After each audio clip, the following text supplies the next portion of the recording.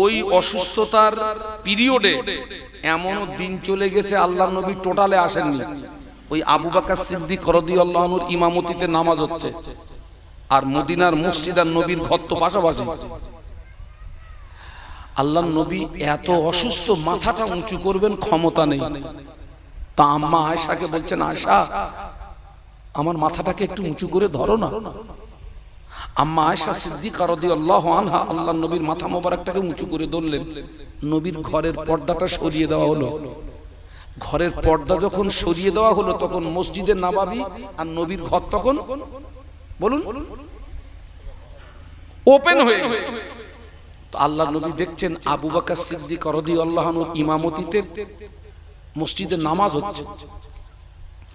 আল্লাহ নবী নামাজের দিকে তাকিয়ে আল্লাহ নবীর নূরের চোখ দিয়ে দাদা দাদা করে পানির টুসা গড়িয়ে যায়। আল্লাহ নবী চোখ দিয়ে পানির টুসা গড়িয়ে যায়।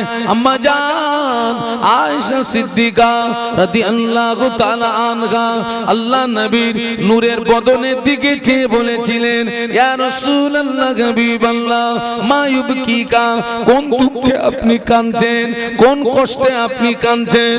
আল্লাহ নবী বললেন, আয়েশা আজকের কান্নাটা আমার দুঃখের কান্না নয়, আজকের কান্নাটা আমার বেদনার কান্না নয়। ও আমার আয়েশা, আমি রাসূলুল্লাহ আজকে মসজিদে নাই। আমার সাহাবীরা যেভাবে জামাতে নামাজ পড়ছে, আমার সাহাবীরা যেভাবে নামাজ আদায় করছে, এই নামাজকে প্রতিষ্ঠিত করতে গিয়ে মক্কার কাফেররা আমার মাথায় পচা উটের ভুঁড়ি চাপিয়ে ওরা আমাকে মারার চেষ্টা করেছিল। এই নামাজকে প্রতিষ্ঠিত করতে গিয়ে আমার দান শহীদ হলো। এই নামাজকে প্রতিষ্ঠিত করতে গিয়ে তায়েফের মাটিতে আমাকে রক্ত দিতে হলো। ও আমার আয়েশা, এই নামাজকে প্রতিষ্ঠিত করতে গিয়ে মক্কার কাফেররা আমার গলায় দড়ির ফাঁসি পরিয়ে ওরা আমাকে টানাটানি করেছিল। ও আমার আয়েশা, আমি রাসূলুল্লাহ আজকে মসজিদে নাই। আমার সাহাবীরা যেভাবে নামাজ আদায় করছে, ভবিষ্যতের একটা ছবি আমার সামনে ফুটে উঠলো। আমি রাসূলুল্লাহ একদিন পৃথিবীর জমিনে থাকবো না, আমার উম্মতেরা এইভাবে নামাজ আদায় করবে। ওই আনন্দেই আমার চোখের পানি গড়িয়ে যায়। ও আমার আয়েশা, আজকের কান্নাটা আমার দুঃখের কান্না নয়, আজকের কান্নাটা আমার বেদনার কান্না নয়, আজকের কান্নাটা হলো আমার আনন্দেরই কান্না। একটু বলুন না সুবহানাল্লাহ।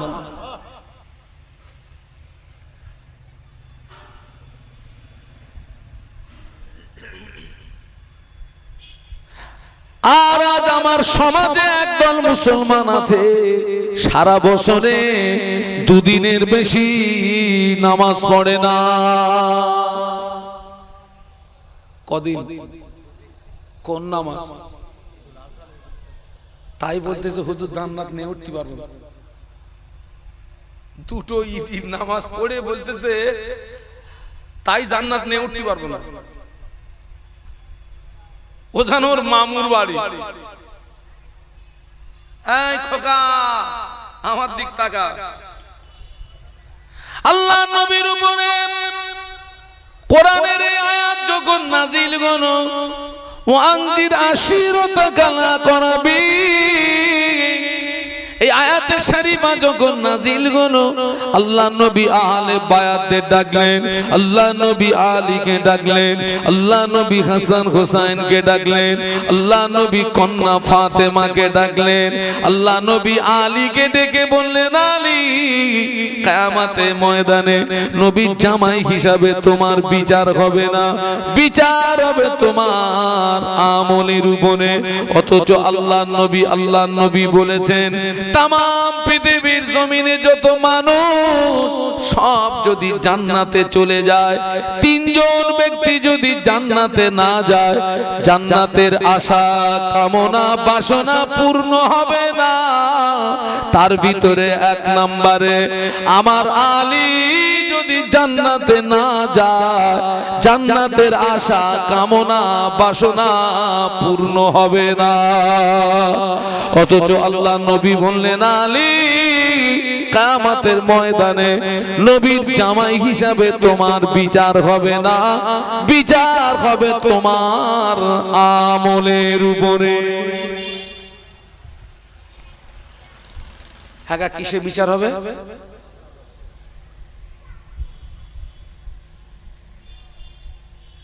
আপনার মিশকাত শরীফের রিওয়ায়াতে এসেছে, আল্লাহ রাসূল বলেছেন, তামাম পৃথিবীর যত মানুষ সব যদি জান্নাতে চলে যায়, তিনজন ব্যক্তি যদি জান্নাতে না যায়, তো ওই জান্নাতের আশা কামনা বাসনা পূর্ণ হবে না। তার ভিতরে নাম্বার 1 আলী কাররামাল্লাহু ওয়াজহাহু যদি জান্নাতে না যায়, জান্নাতে প্রবেশ না করে, তো ওই জান্নাতের আশা কামনা বাসনা পূর্ণ হবে না। একটু জোরে বলুন। সেই আলী হুজুরকে ডেকে নবী বলছেন, কিয়ামতের ময়দানে নবীর জামাই হিসাবে বিচার হবে না, আমলে বিচার হবে। আল্লাহ রাসূল বলেছেন, আনা মাদিনাতুল ইলম ওয়া আলীগুম বাবুহা। আল্লাহ নবী বলেছেন, আমি হলাম মদিনার জ্ঞানের শহর, আর ওই শহরে প্রবেশের দরজা হচ্ছে আমার আলী। তার মানে কেউ যদি নবীর জ্ঞানের শহরে ঢুকতে চায়, তো আলী হুজুরের দরজা দিয়ে ঢুকতে হবে। একটু জোরে বলুন। আরো দুদিন বছরে 2 দিন নামাজ পড়ে বলতেছে জান্নাত নিয়ে উঠতে পারবো না।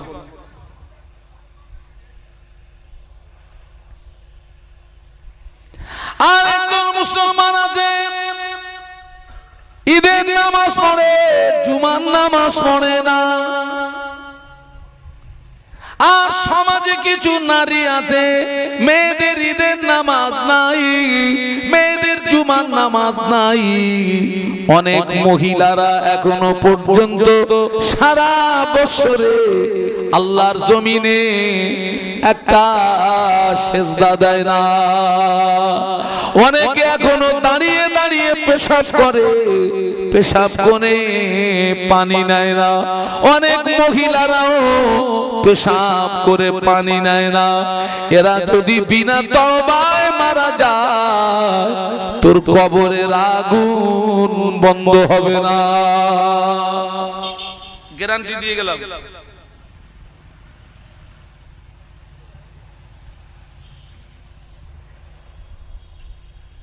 আল্লাহ নবী কন্যা ফাতেমাকে ডেকে বললেন, ও মা ফাতেমা, কিয়ামতের ময়দানে নবীর মেয়ে হিসাবে তোর বিচার হবে না, নবীর কন্যা হিসাবে তোর বিচার হবে না। বিচার হবে তোর আমলের উপরে, বিচার হবে, বিচার হবে তোর আমলের উপরে। অথচ হযরত ফাতেমা রাদিয়াল্লাহু আনহা জীবনে তালাশ করলে দেখা যায়, হযরত ফাতেমা রাদিয়াল্লাহু আনহার জীবনে কোনদিন তাহাজ্জুদের নামাজ কাজা ছিল না। একটু মহব্বতে বলা যাবে, আর একটু জোরে বলা যাবে? কোন নামাজ কাজা নেই? আর আমার গা ফাতেমা, খাদিজা, রাবিয়া, সুফিয়া, তোগা তাহাজ্জুদ থাক, তোগা দূরবীন দিও 5 ওয়াক্ত পাবা না। তবে সব মা খারাপ না, সব বোন খারাপ না, ভালো আছে, তবে সংখ্যা খুব কম। অনেক মায়েরা আছে আলেমদের ওয়াজ শুনে তাহাজ্জুদ গুজার হয়ে গেছে। অনেক জওয়ান যুবক আছে আলেমদের ওয়াজ শুনে তাহাজ্জুদ গুজার হয়ে গেছে,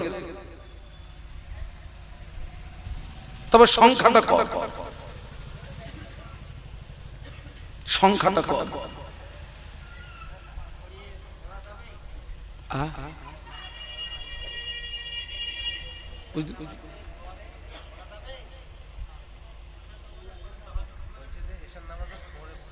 না, আপনার তাহাজ্জুদের যে ওয়াক্ত, ওই যে আপনাদের যে আছে না, চাট আছে না, চাটে দেখে নেবেন। ওয়াক্ত হলে তারপরে পড়বেন, ওয়াক্ত না হলে তাহাজ্জুদের নামাজ পড়া যাবে না। হ্যাঁ, আর আমি আপনাদেরকে বলছি, এই এখানে যত মুরব্বীরা আছেন আপনাদেরকে বলছি, মাগরিবের নামাজের পরে 6 রাকাত সালাতুল আওয়াবিন নামাজ পড়বেন। 2 রাকাত করে নিয়াত করবেন, সূরা ফাতিহার পরে আপনার 3 বার করে সূরা ইখলাস দেবেন। আর আপনার মুরব্বি যারা আছেন তাদেরকে বলছি ওই তাহাজ্জুদের নামাজের সঙ্গে সম্পর্ক তৈরি করেন।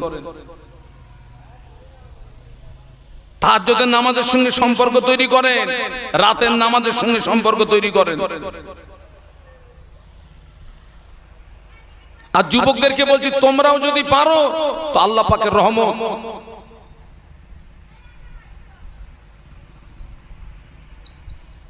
আল্লাহ পাকের রহমত হবে।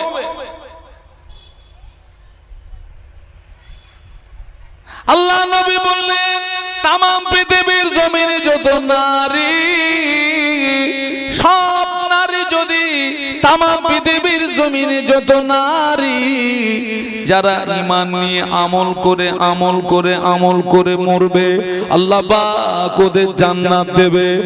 আর আমার ফাতেমা হবে জান্নাতে নারীদেরই সরদারিনী।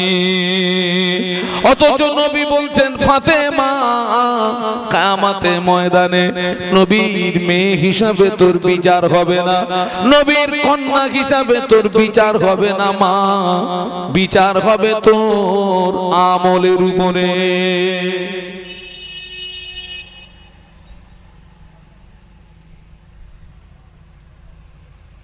আমাদের বিচার হবে কিসের উপরে? সেই মনে নেই আল্লাযী খালাকাল মাউতা ওয়াল হায়াতা লিয়াবলুয়াকুম আইয়ুকুম আহসানু আমালা।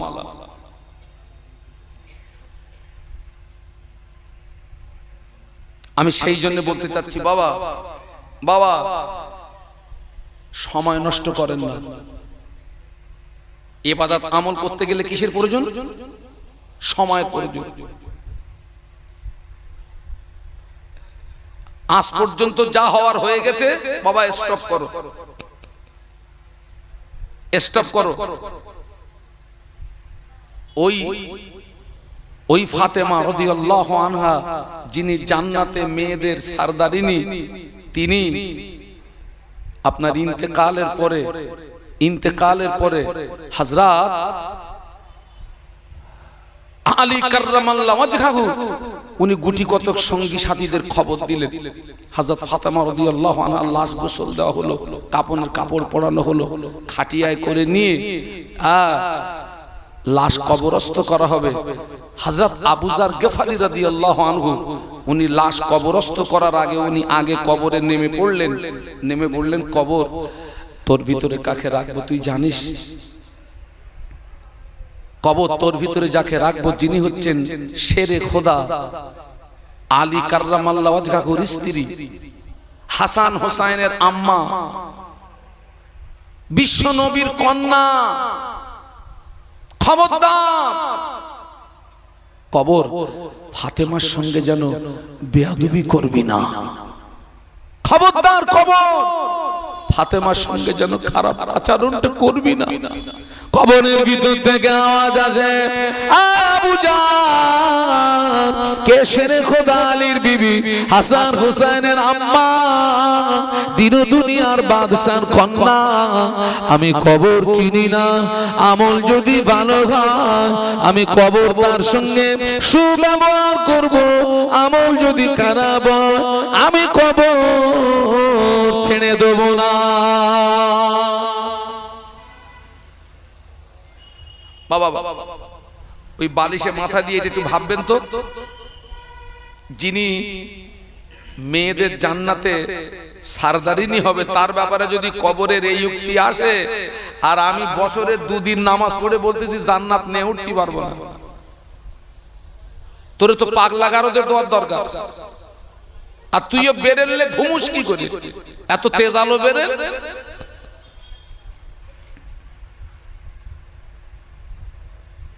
জুমার নামাজ পড়ে না,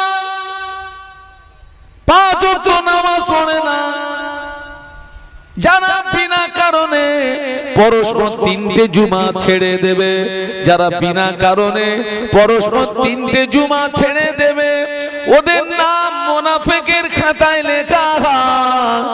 আর মুনাফিকের ঠিকানা হলো জাহান্নামা কান্নার নিম্নতম স্থান। আল্লাহর কোরআন সাক্ষী দিয়েছে, ইন্নাল মুনাফিকিনা ফিদ দারকিল আসফালি মিনান নার। মুনাফিকের ঠিকানা হলো জাহান্নামের নিম্নতম স্থান। বলুন নাউজুবিল্লাহ, আরো জোরে বলুন।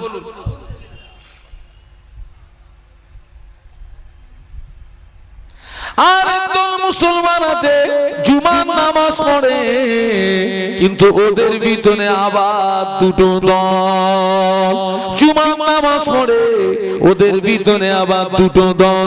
জুমার দিনে টোটালে 22 রাকাত নামাজ, 2 রাকাত নামাজ তাহিয়াতুল নুজুর নামাজ, 2 রাকাত নামাজ তাহিয়াতুল মসজিদের নামাজ, 4 রাকাত নামাজ ক্বাবলাল জুমার নামাজ, 2 রাকাত নামাজ ফরজ নামাজ, 4 রাকাত নামাজ আখিরি যোহরের নামাজ, 4 রাকাত নামাজ, 4 রাকাত নামাজ বাদাল জুমার নামাজ, 4 রাকাত নামাজ আখিরি যোহরের নামাজ, 2 রাকাত নামাজ সুন্নাতুল ওয়াক্তের নামাজ, 2 রাকাত নামাজ নফল নামাজ।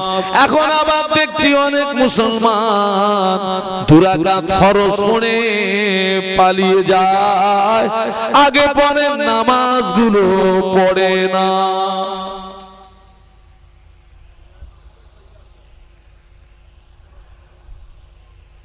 এ ডিজিটাল নামাজ। হ্যাঁ, কি নামাজ?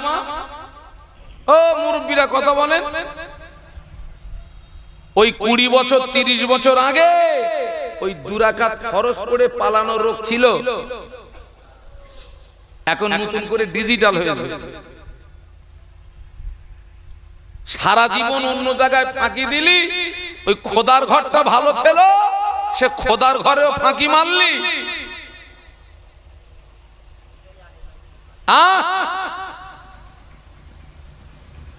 হ্যাঁ, কিছু মানুষ আছে তারা দায়িত্বশীল ব্যক্তি, বিশেষ কারণে 2 রাকাত ফরজ পড়ে চলে যায়, কিন্তু তারা দায়িত্বশীল ব্যক্তি, তারা পরের নামাজগুলো বাড়িতে গিয়ে আদায় করে দেয়। তবে ঢের সংখ্যক মানুষ ওরা পরের নামাজগুলো বলুন পড়ে না।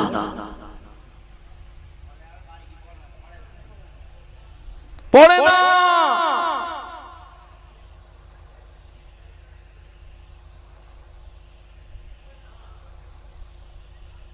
বাবা, ওয়াজ কিন্তু ট্যাবলেটও না, ওয়াজ কিন্তু ক্যাপসুলও না যে বক্তারা আপনাদেরকে বলবে সব হাঁ করুন, আজকে সব গিলিয়ে দিয়ে বাড়ি যাব। এ তো গেলানো জিনিস না। মানবেন না মানবেন আপনার ব্যাপার, তবে মানলে উপকার আর না মানলে ক্ষতি। বাবা শেষ কথা বলছি,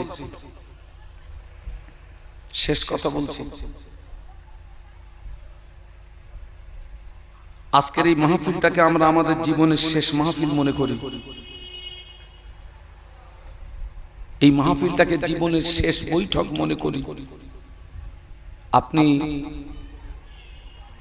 আপনি নামাজ পড়েননি, আপনি আপনার জীবনে অনেক অন্যায় করেছেন, অপরাধ করেছেন, গুনাহ করেছেন। আপনার জন্য এখনো ক্ষমার রাস্তা আছে না নাই? বলুন আছে। তবে সেটা কিন্তু কালকের না, আজকের। ইবলিস ধোঁকা দেয়, আজকের অন্যায় করেছিস, এখন তো তওবা করতে হবে না, তুই এখন তো ইয়ং, আরো কিছুদিন যাক, পরে তওবা করিস। এটাও হচ্ছে ইবলিসের একটা চূড়ান্ত ধোঁকা। আপনি কাল পর্যন্ত বাঁচবেন তার নিশ্চয়তা কোথায়? আগামীকাল সকালটা জ্যান্ত অবস্থায় সকাল হবে তার নিশ্চয়তা কোথায়? উত্তম গুনাহগার ওই ব্যক্তি যে গুনাহ করার পরে তওবা করে। একটু বলুন সুবহানাল্লাহ। গুনাহ করার পরে কি করে? তওবা করে। হচ্ছে উত্তম গুনাহগার যে গুনাহ করার পরে তওবা করে। এখনো আমাদের জন্য তওবার দরজা খোলা আছে। আমি পার্টিকুলার কারোর দিকে আঙুল তুলবো না। আপনি কোন অপরাধের অপরাধী আপনি জানেন আর আল্লাহ জানেন।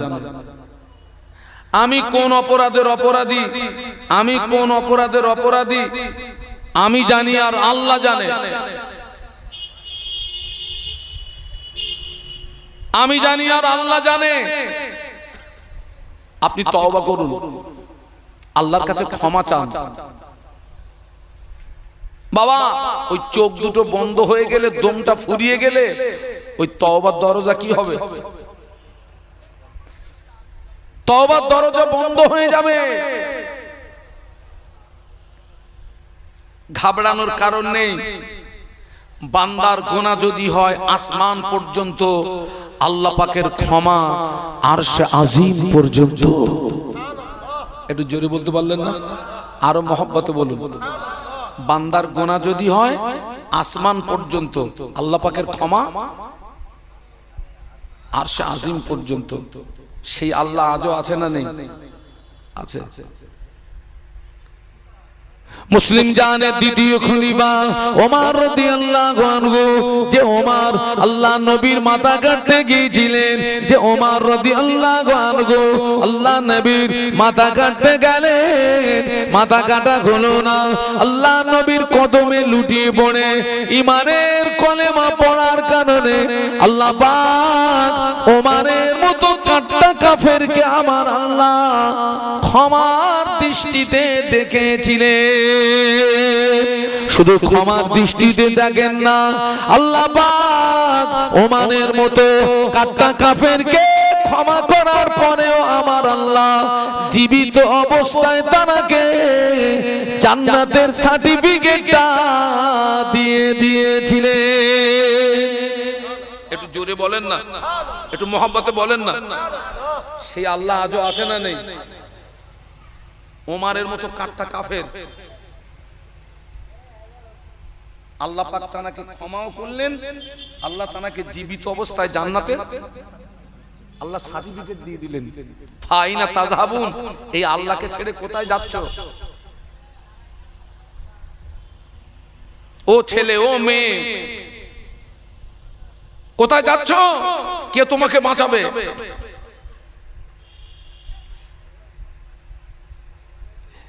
এই আজকের আপনাদের এখানে আসার আগে আমি ওই তো কলম পত্রিকা দেখছিলাম। এই যে এসআর আপনার শুরু হয়েছে না, SIR শুরু হয়েছে। কুচবিহারে একটা মুসলমান বুড়ো, ওর নাম হচ্ছে খয়রুল শেখ। আপনার 2000 আপনার ওই কি বলে ভোটার লিস্টে 2002-এ আপনার ভোটার লিস্টে ওর নাম আছে খয়রুল শেখ। আর ওর কাছে যে আই কার্ড, আধার কার্ড আছে, উতি আছে খয়রুল শেখ। আধার কার্ড আর আই কার্ডে কি আছে?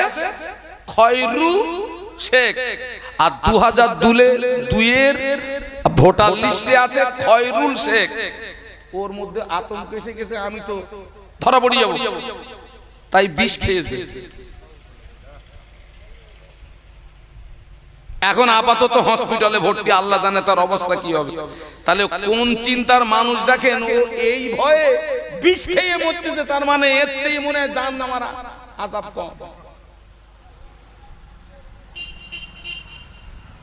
আরে যে লোকটা বিষ খেয়ে মরলো তো আত্মহত্যা করলো, ওর ঠিকানা কোথায়? বলুন বলুন। তাহলে এই SIR এর ভয়ে এর থেকে যদি নাম বাদ যায়, হয়তো ওরে কোথাও দিয়ে দেবে, বাংলাদেশে পাঠাই দেবে, ওর চেয়ে বিষ খেয়ে মরে যায়।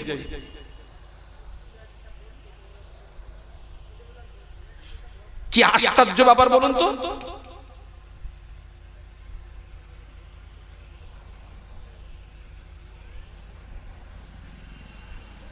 অতএব আমি হিজলার জওয়ান যুবক মা বোন প্রত্যেককে বলে যাচ্ছি, ওমর রাদিয়াল্লাহু আনহুর মতো ব্যক্তির জন্য যদি ক্ষমা থাকে, আমাদের জন্যও ক্ষমা আছে।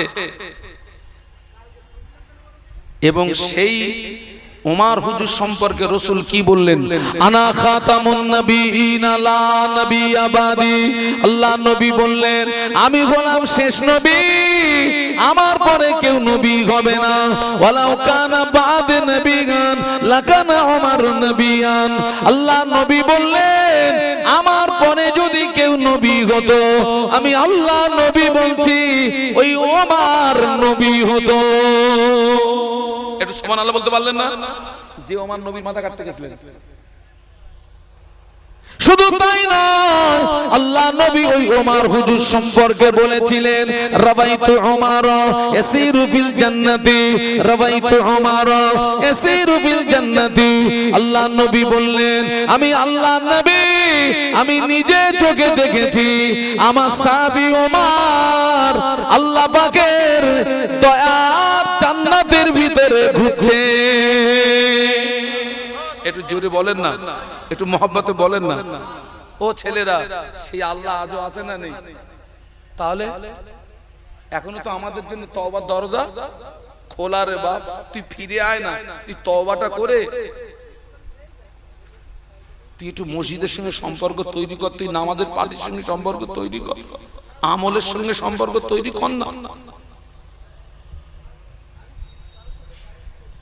এখনো তো সময় আছে।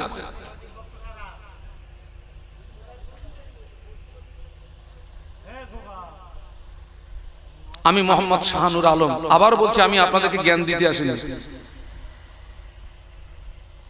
আমার ফুরফুরা শরীফের মুজাদ্দিদুজ্জামান আমির শরিয়ত কুতুবুল আলম দাদা হুজুর পীর কিবলা রাহমাতুল্লাহ আলাইহি কোরআন শরীফের একটি আয়াতে শরীফা তেলাওয়াত করতেন আর কানতেন।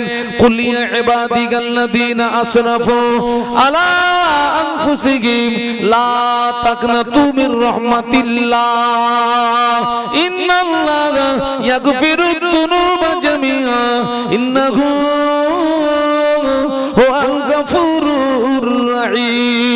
এই আয়াতে শরীফা তেলাওয়াত করতেন আর কানতেন আর ভক্ত মুরিদের বলতেন বাবারা আল্লাহ পাক কোরআন শরীফের ভিতরে এই আয়াতে শরীফা যদি নাজিল না করতেন আমি আবু বকর বুক ফেটে মরে যেতাম। কেন না এই আয়াতে শরীফার ওসিলায় আমার আল্লাহ কাল কিয়ামতের ময়দানে তার কোটি কোটি কোটি কোটি কোটি কোটি বান্দা বান্দি দিগকে নাজাত দান করবে।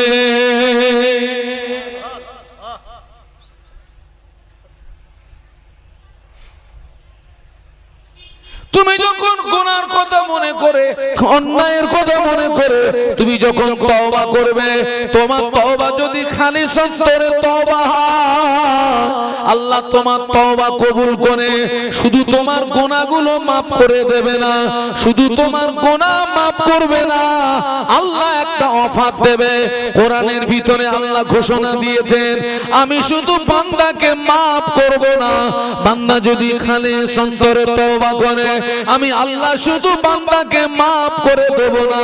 ওর যদি 1 কেজি গুনাহ থাকে ওই 1 কেজি গুনার কথা মনে করে ও যদি তওবা করে ও তওবা কবুল করে আমি 1 কেজি গুনাহ maaf করে দেব আর আমি ওই 1 কেজি গুনাহগুলো নেকি দ্বারা বদলিয়ে দেব।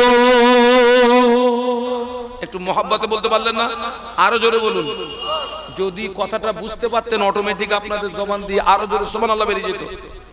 মনে করুন আপনি 1 কেজি গুনাহ করেছেন, সেই গুনার জন্য খালেস অন্তরে কি করছেন? তওবা করছেন। আল্লাহ আপনার ওই তওবাকে কবুল করে ওই 1 কেজি গুনাহ maaf করবে আর maaf করার পরে ওই গুনাহটাকে নেকি দিয়ে বদলিয়ে দেবে। আল্লাহ আপনাকে আরো 1 কেজি নেকি দিয়ে দেবে। এটা আমার ভাষায় বোঝানোর জন্য বললাম।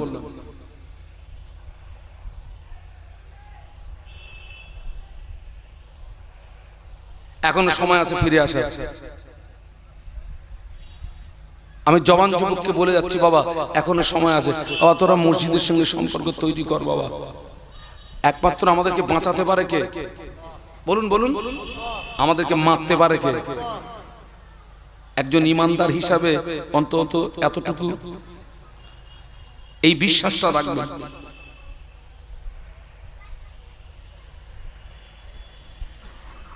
একজন ইমানদার হিসাবে বিশ্বাসটা রাখবেন।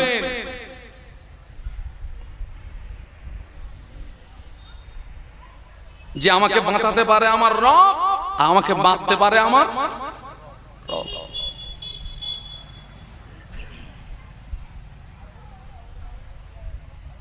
ও ছেলে ও মেয়ে শুনে রাখো, গভীর রাত, দিশুতি রাত, আব্বা ঘুমিয়ে পড়েছে, মা ঘুমিয়ে পড়েছে, ছেলে ঘুমিয়ে পড়েছে, মেয়ে ঘুমিয়ে পড়েছে, আব্বা মা ঘুমিয়ে পড়েছে, সবাইকে আড়াল করো, গোপনে গোপনে উঠে পড়ো, উজু করো, নামাজের পাটিতে চলে যাও, 2 রাকাত নামাজ আদায় করো, 2 রাকাত নামাজ পড়ে তওবা করো, তওবা করো, তওবা করো, তওবা করো, হাত দুটো তোলো, বিগত জীবনের গুনার কথা মনে করো, আল্লাহর কাছে কাঁদো, কাঁদো, কাঁদো, কাঁদো।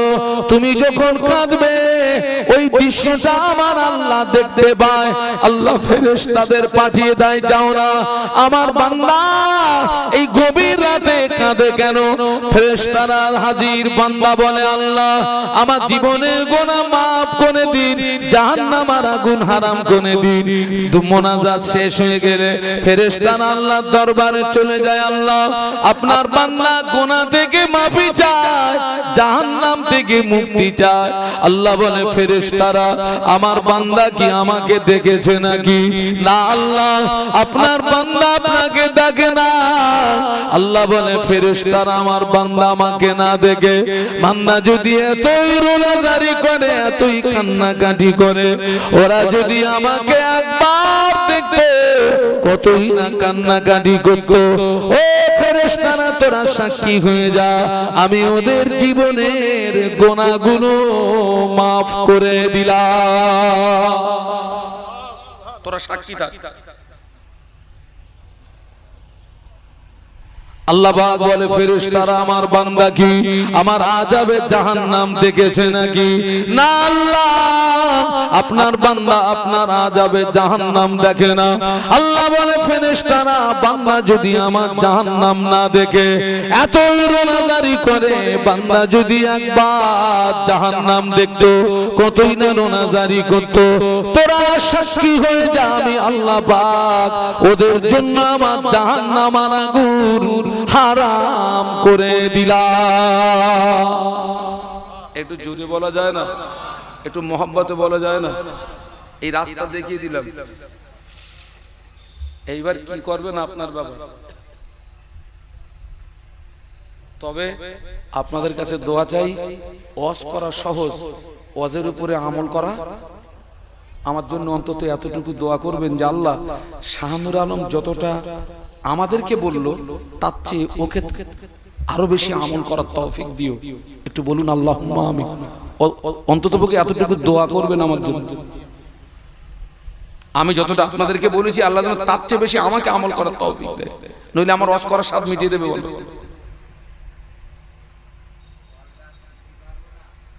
অত্যন্ত দুঃখের সঙ্গে বলছি, অত্যন্ত দুঃখের সঙ্গে এতগুলো মিডিয়া, দুঃখ, কিছু কিছু বক্তারাও নামাজ পড়ে না। একটা কথা বলে দিলাম, দুঃখ, আফসোস। আমার রিপোর্ট সবচেয়ে ভালো দিতে পারবে আমার স্ত্রী আর আমার ড্রাইভার। ঠিক বললাম না ভুল বললাম? আমার স্ত্রীর সঙ্গে আমার যতটা সময় না পাস হয় তার চেয়ে বেশি সময় পাস হয় ড্রাইভারের সঙ্গে। ও আমার একদম ভিতরের খবর বলে দেবে, কায়সা হুজুরে।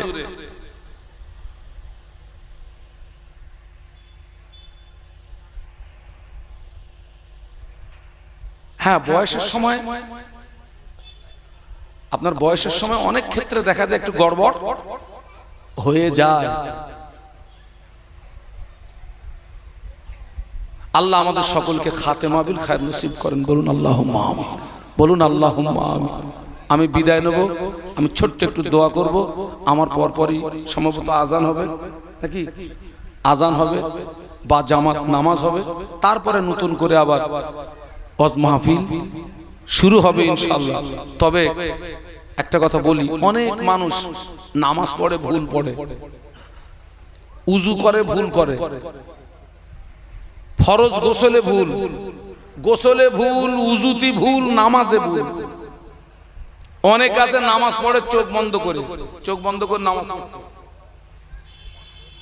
নামাজ পড়তেছে। চোখ বন্ধ করে নামাজ পড়া মাকরুহ। যারা চোখ বন্ধ করে নামাজ পড়বে ওরা কানা হুর পাবে।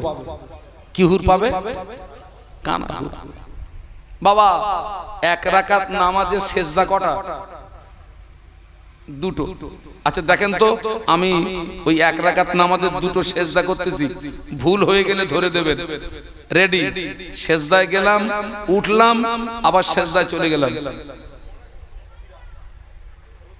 কোন জায়গাটা ভুল হয়েছে বলেন দিন, বলুন বলুন। এই দুই সেজদার মাঝখানে আমাকে সোজা হয়ে বসতে হবে, কমপক্ষে এক তসবিহ পরিমাণে এখানে আমাকে দাঁড়াতে হবে। এই এক তসবিহ পরিমাণে ওয়েট করাটা হচ্ছে ওয়াজিব। এক তসবিহ পরিমাণে ওয়েট করা কি বলেছি? ওয়াজিব। আপনি রুকলেন না, দ্বিতীয় সেজদায় চলে গেলেন, সেজদা দিলেন না, নামাজ ফাসেদ হয়ে গেল। অনেকে জানে না। আবার অনেকে রুকু থেকে যখন সেজদায় যায় দেখবেন এই জামা লুঙ্গি টেনে উঁচু করে। দেখেছেন? দেখেছেন? আল্লামা হুজুর লিখেছে মাকরুহ তাহরিমি। আমি সব আল্লামা হুজুরের কিতাব থেকে বলছি। আল্লামা হুজুর লিখেছে কেউ ওই জামা লুঙ্গি সামনের দিক দিয়ে টেনে ধরুক আর পিছনের দিক দিয়ে টেনে উঁচু করুক, ওটা মাকরুহ তাহরিমি হবে।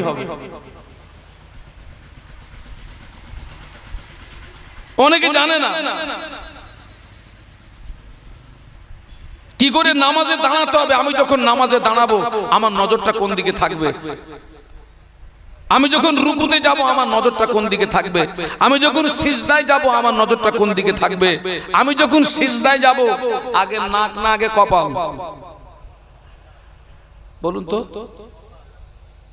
অটোমেটিক দুটো দল হয়ে গেছে। তা বললি হবে না, তা বললি হবে না। আগে কোনটা ঠাকাবেন? আগে নাক ঠাকাবেন না আগে কপাল ঠাকাবেন? অনেক বড় বড় কিতাবে আগে নাকের কথা এসছে, কিন্তু আল্লামা হুজুর রহমাতুল্লাহ আলাইহি লিখেছেন আগে কপাল তারপরে নাক। আগে কপাল তারপরে নাক। তাহলে আমরা বাঙালি মানুষ কোনটা মানবো? আল্লামা হুজুর মানবেন তো নাকি? যিনি ছিলেন আধ্যাত্মিক জগতের মানুষ, যিনি ছিলেন তিন চোখওয়ালা মানুষ, একটু বলুন সুবহানাল্লাহ। আগে কপাল তারপরে না। না, আমি কিন্তু বিতর্কে যাচ্ছি না, আমি আল্লামা হুজুরকে অনুসরণ করব, যিনি ছিলেন 18,000 হাদিসের হাফেজ। একটু জোরে বলুন। যিনি ফুরফুরা শরীফে গেলে মুজাদ্দেদে জামান জানাকে দেখে বলুন বলুন কি করতেন? দাঁড়াতেন। ছাত্রকে দেখে শিক্ষক দাঁড়াতেন। আল্লামা হুজুর বলেছিলেন আপনি আমার পীর, হুজুর আপনি আমার মুর্শিদ, হুজুর আপনি আমাকে দেখে দাঁড়ান কেন? আমার লজ্জা হয়, আমার শরম হয়। মুজাদ্দিদুজ জামান বলেছিলেন ও বাবা মাওলানা, তোমাকে দেখে দাঁড়াই না বাবা, তোমাকে দেখে সম্মান করি না বাবা। আল্লাহ পাক তোমার সিনায় যে ইলম দিয়েছে, আমি আবু বকর ওই ইলমের তাজিমে দাঁড়িয়ে যাই। একটু জোরে বল না বাবা, মুরব্বীরা জোরে বলেন না। আমি কিন্তু এই কি বলে আল্লামা হুজুরের কিতাব আমি জলসা জলসা বিক্রি করি। কাজটা ভালো না খারাপ? হাওড়া জেলা, হুগলি জেলা, পূর্ব মেদিনীপুর, পশ্চিম মেদিনীপুর, বাঁকুড়া, মালদা, মুর্শিদাবাদ, ঝাড়খণ্ড, নামখানা, কাকদ্বীপ, হাজার হাজার কিতাব বিক্রি করেছি আমি, হাজার হাজার কিতাব। এর পিন 70 টাকা, আমি 50 টাকা করে বিক্রি করি ভাই। এখন এই হিজলের যদি কারুর লাগে আমার এই আমার এই সাথী ভাইয়ের কাছ থেকে নেবেন। আমি হুজুরের কিতাব বিক্রি করি কেন জানেন? একদিকে দ্বীনি খেদমত আর অপর দিকে হুজুরের কিতাব বিক্রি করলে তার একটা রুহানি দোয়া পাবো না পাবো না? ও মুরব্বিরা একটু বলেন, পাবো না পাবো না? আল্লামা হুজুরের নিজে হাতে প্রতিষ্ঠিত মাদ্রাসার ছাত্র আমি। 11 বছর বসিরহাট আমিনিয়া মাদ্রাসায় পড়েছি। আজকের যে সম্মান দিয়েছে এ তো আল্লামা হুজুরের ওসিলায় পেয়েছি, দাদা হুজুরের ওসিলায় পেয়েছি, 5 হুজুরের ওসিলায় পেয়েছি। আমি বাংলাদেশে মাহফিলে গেছি তো আমি গিয়ে যে বাড়িতে আমার শোয়ার জায়গা, বিশ্রামের জায়গা, শুয়ে আছি, একটা বুড়ো লোক এসছে, বলছে যে শুনছি ইন্ডিয়া থেকে হুজুর আইছে। ওনাদের যে ভাষা, হুজুর কোথায়? বাড়িওয়ালা বলছে যে হুজুর বিশ্রামে আছে। তো বলছে আমি একটু হুজুরের সঙ্গে দেখা করব। কিন্তু আমি তখন বিশ্রামে ছিলাম, কিন্তু ঘুম আসেনি, আমার ঘুম আসেনি। তো ওনারা আমার কাছে আসতে দেবেন না মুরব্বিকে, কারণ আমার যদি ঘুম ভেঙে যায় তো আমি ঘরের ভিতর থেকে আওয়াজ দিলাম ওনাকে আসতে দেন। তো উনি গিয়ে আমাকে সালাম কালাম করে, আপনার কি বলে, মুসাফা করে আমাকে জিজ্ঞাসা করছে বসিরহাটে বাড়ি কোথায়। তো আমি বললাম যে আল্লামা হুজুরের বাড়ির পাশে। বলার সঙ্গে সঙ্গে আমারে জাপটিয়ে ধরেছে, আমাকে জাপটিয়ে ধরে 2 চোখ ভরা পানি। আহা, আপনি আল্লামা হুজুরের বাড়ির পাশের মানুষ? আমি বললাম এ তো বাড়ির পাশে, বললাম হুজুরের মাদ্রাসার ছাত্র আমি। তো আমাকে জড়িয়ে ধরে চুমা দিচ্ছে। কি মোহাব্বত, কি ভালোবাসা!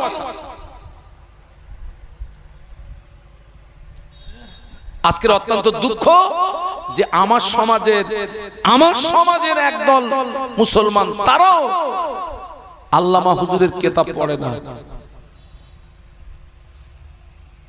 যারা 5 ওয়াক্ত নামাজ পড়েন, আমার চ্যালেঞ্জ, অধিকাংশ নামাজি আল্লামা হুজুরের আপনি নামাজ শিক্ষা পড়ে দেখেন, আপনার নামাজের ভিতরে ভুরি ভুরি ভুল, ভুরি ভুরি ভুল।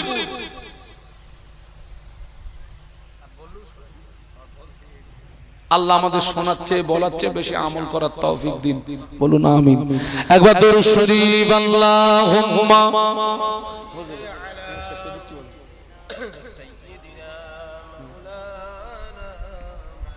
ওয়া আলা আলি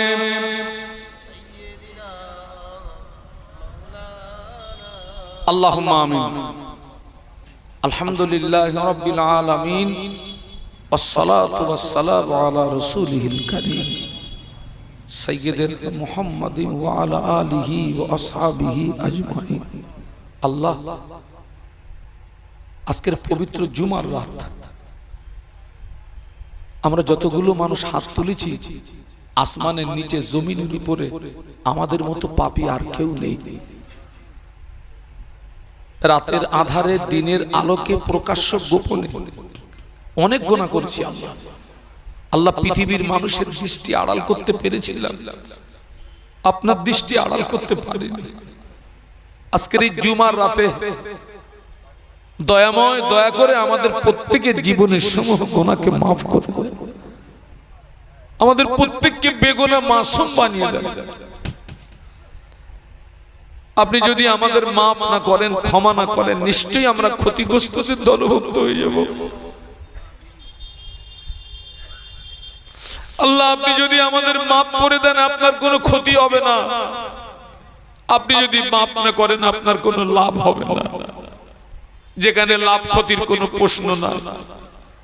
আপনার নাম রহমান, রহিম, গফুর, গফফার।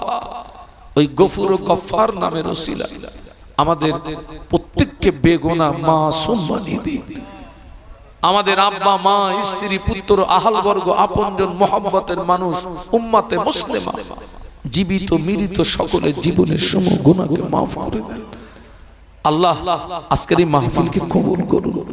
আমি যে আলোচনা করেছি, আল্লাহ যদি কিছু ভুল বলে থাকি আপনার বান্দাদের স্মৃতি থেকে মুছে দেন, আর আমি যেগুলো সঠিক বলেছি উভয়কে আমল করার তৌফিক দেন, উভয়কে আমল করার তৌফিক দেন। আল্লাহ, এই গ্রামের নারী পুরুষ যারা কবরস্থ, আজকের এই মাহফিল দিতে গিয়ে যারা শ্রম দিয়ে, অর্থ দিয়ে, বুদ্ধি দিয়ে সহযোগিতা করেছে, কমিটির সোনার ছেলেরা কয়েকদিন অক্লান্ত পরিশ্রম করেছে, আল্লাহ ওদের প্রত্যেককে আপনি দ্বীনের খাদেম বানিয়ে দিন, প্রত্যেককে দ্বীনের খাদেম বানিয়ে দিন। আল্লাহ এই মাহফিলের ওসিলায় এই গ্রামে আপনার খাস রহমত নাজিল করুন। এই মাহফিলের ওসিলায় এই গ্রামের কবরবাসীদের উপরে আল্লাহ আপনি রহমত নাজিল করুন। আল্লাহ আপনার ভয় আমাদের প্রত্যেকের অন্তরে পয়দা করে দেন, আপনার ভয় আমাদের প্রত্যেকের অন্তরে পয়দা করে দেন, আর বিশ্ব নবীর ভালোবাসা দিয়ে আমাদের অন্তর ভরে দেন, নবীর মোহাব্বত দিয়ে আমাদের অন্তর ভরে দেন।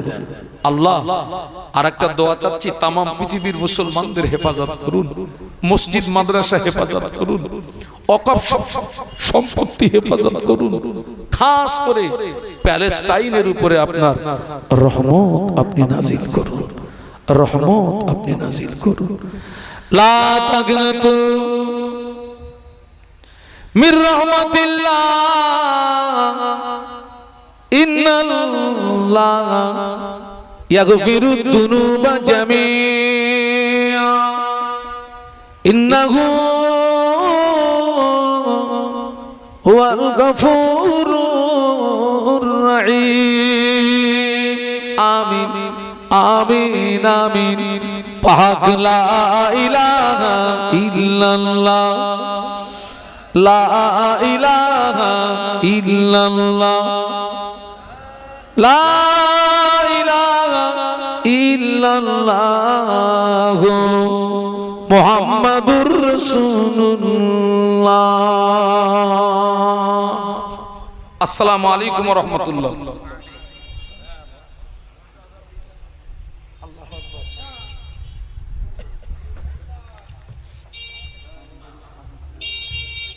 উপস্থিতা আম্মা এবং বোনেরা, আল্লাহ পাকের দরবারে অসংখ্য শুকরিয়া, যিনি আমাদেরকে দয়া করে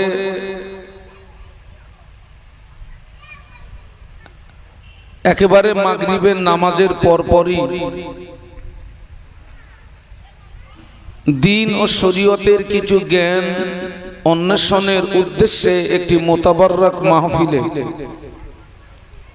উপস্থিত হওয়ার তৌফিক দান করেছেন। সকলে কৃতজ্ঞতা প্রকাশে মহব্বতের সঙ্গে বলি আলহামদুলিল্লাহ। প্রিয় নবীর মাজার মুকদ্দাসে জানাই অসংখ্য দরুদ এবং সালাম। সম্মিলিতভাবে অন্তরের অন্তরস্থল থেকে বলি সাল্লাল্লাহু আলাইহি ওয়াসাল্লাম। আপনারা মাগরিবের নামাজের পরপরই শ্রদ্ধাভাজন মাওলানা সাহেবের কাছ থেকে আপনারা স্বল্প সময়ে হলেও আপনারা কিছু আলোচনা শুনেছেন। আমি কিছু আলোচনা রাখার লক্ষ্যে কোরআন শরীফের আমি যে সূরাটির কিছু অংশ তেলাওয়াত করেছি, আপনারা যারা আমার সামনে বসে আছেন আপনারা নিশ্চয়ই অবগত, এবং আমি সাথে সাথে প্রিয় নবীর পাক জবানে বর্ণিত অসংখ্য হাদিস মোবারকের ভিতর থেকে আমি ছোট্ট একটি হাদিস শরীফ তেলাওয়াত করেছি।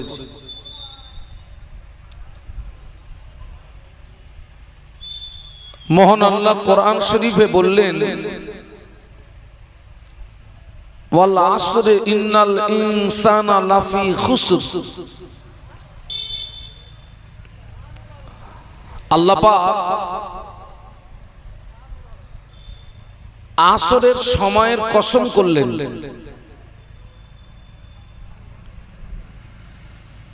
মহান আল্লাহ আসরের সময়ের কসম করে বললেন, নিশ্চয়ই মানুষ ক্ষতিগ্রস্তর মধ্যে। আল্লাহ পরেই বললেন,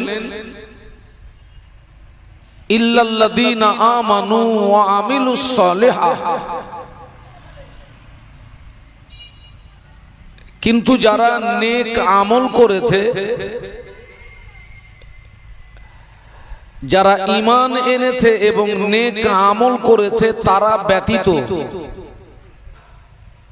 অর্থাৎ তারা ক্ষতিগ্রস্ত হবে না। একটু বলুন সুবহানাল্লাহ। কিন্তু এখানে একটা প্রশ্ন এসে যায় যে মহান আল্লাহ পাক রব্বুল আলামিন এই আসরের সময়ের কসম করতে গেলেন কেন? এর কারণ কি? আপনারা সকলে শিক্ষিত মানুষ, আপনারা বুদ্ধিজীবী মানুষ, জ্ঞানী মানুষ। মহান আল্লাহ সময়ের কসম করেছেন এজন্য, সময় হচ্ছে মানুষের জীবনের একটি মূল্যবান সম্পদ। সময় আমাদের জীবনের এমনই মূল্যবান সম্পদ, সময় থাকলে লিখতে পারা যাবে, সময় থাকলে পড়তে পারা যাবে, সময় থাকলে ব্যবসা করা যাবে, সময় থাকলে ইবাদত করা যাবে।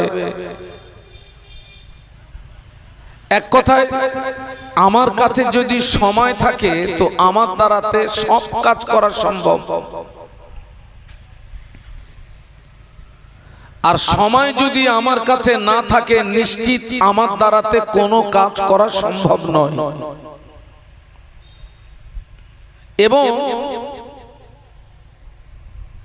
এই সময় কোনো ব্যক্তির জন্য অপেক্ষা করে না। আপনারা একটু লক্ষ্য করুন, আমরা সময় ঠিক রাখার জন্য আমরা হাতে ঘড়ি ব্যবহার করি। ঘড়ির কাজ হচ্ছে টাইম দেওয়া,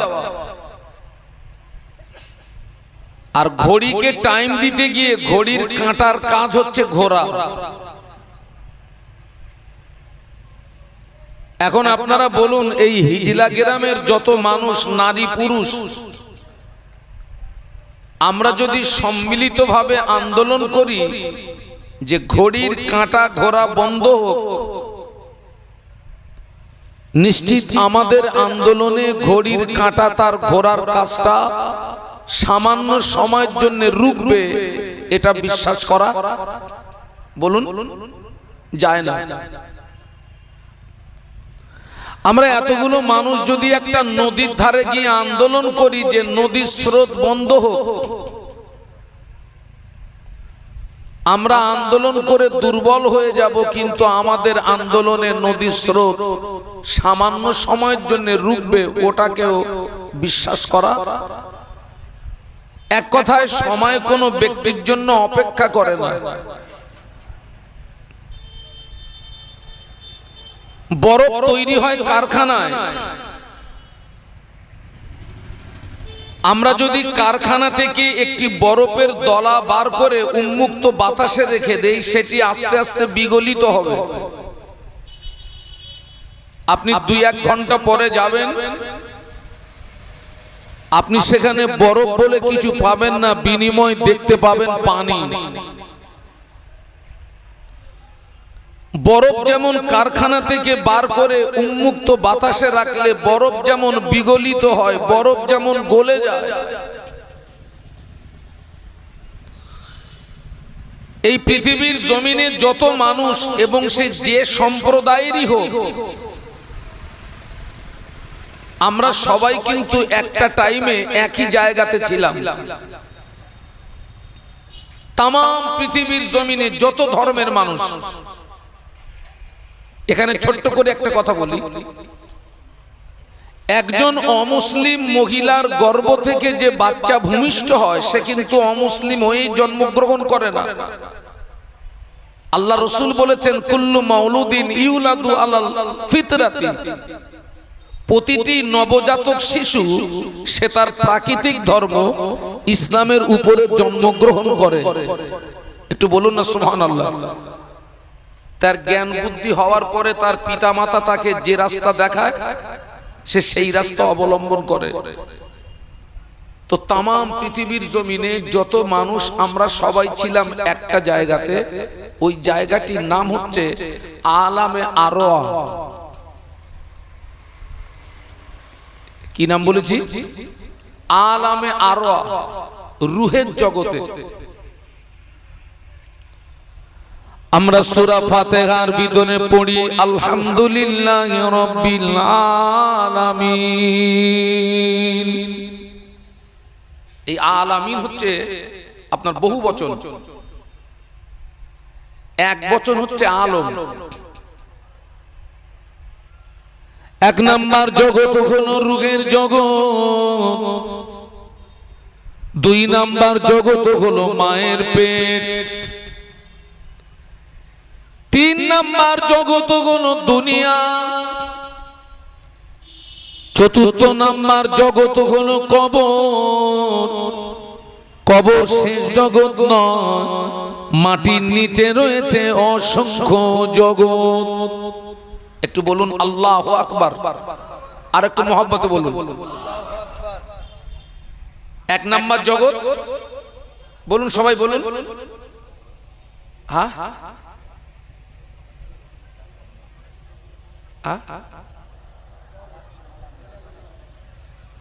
ওয়াজ বাড়ি যাবে তো। এক নাম্বার জগৎ হচ্ছে রুহের জগৎ। সবাই মিলে বলুন কোনটা বলেছি, রুহের জগৎ। দুই নাম্বার জগৎ মায়ের পেট। আপনারা একটু লক্ষ্য করুন, আমরা কিন্তু রুহের জগৎ থেকে ডাইরেক্ট আমরা কিন্তু দুনিয়ায় আসিনি, আমরা এই জগৎটাকে অতিক্রম করেছি। এটা হচ্ছে দুই নাম্বার জগৎ। তিন নাম্বার জগৎ হচ্ছে দুনিয়া,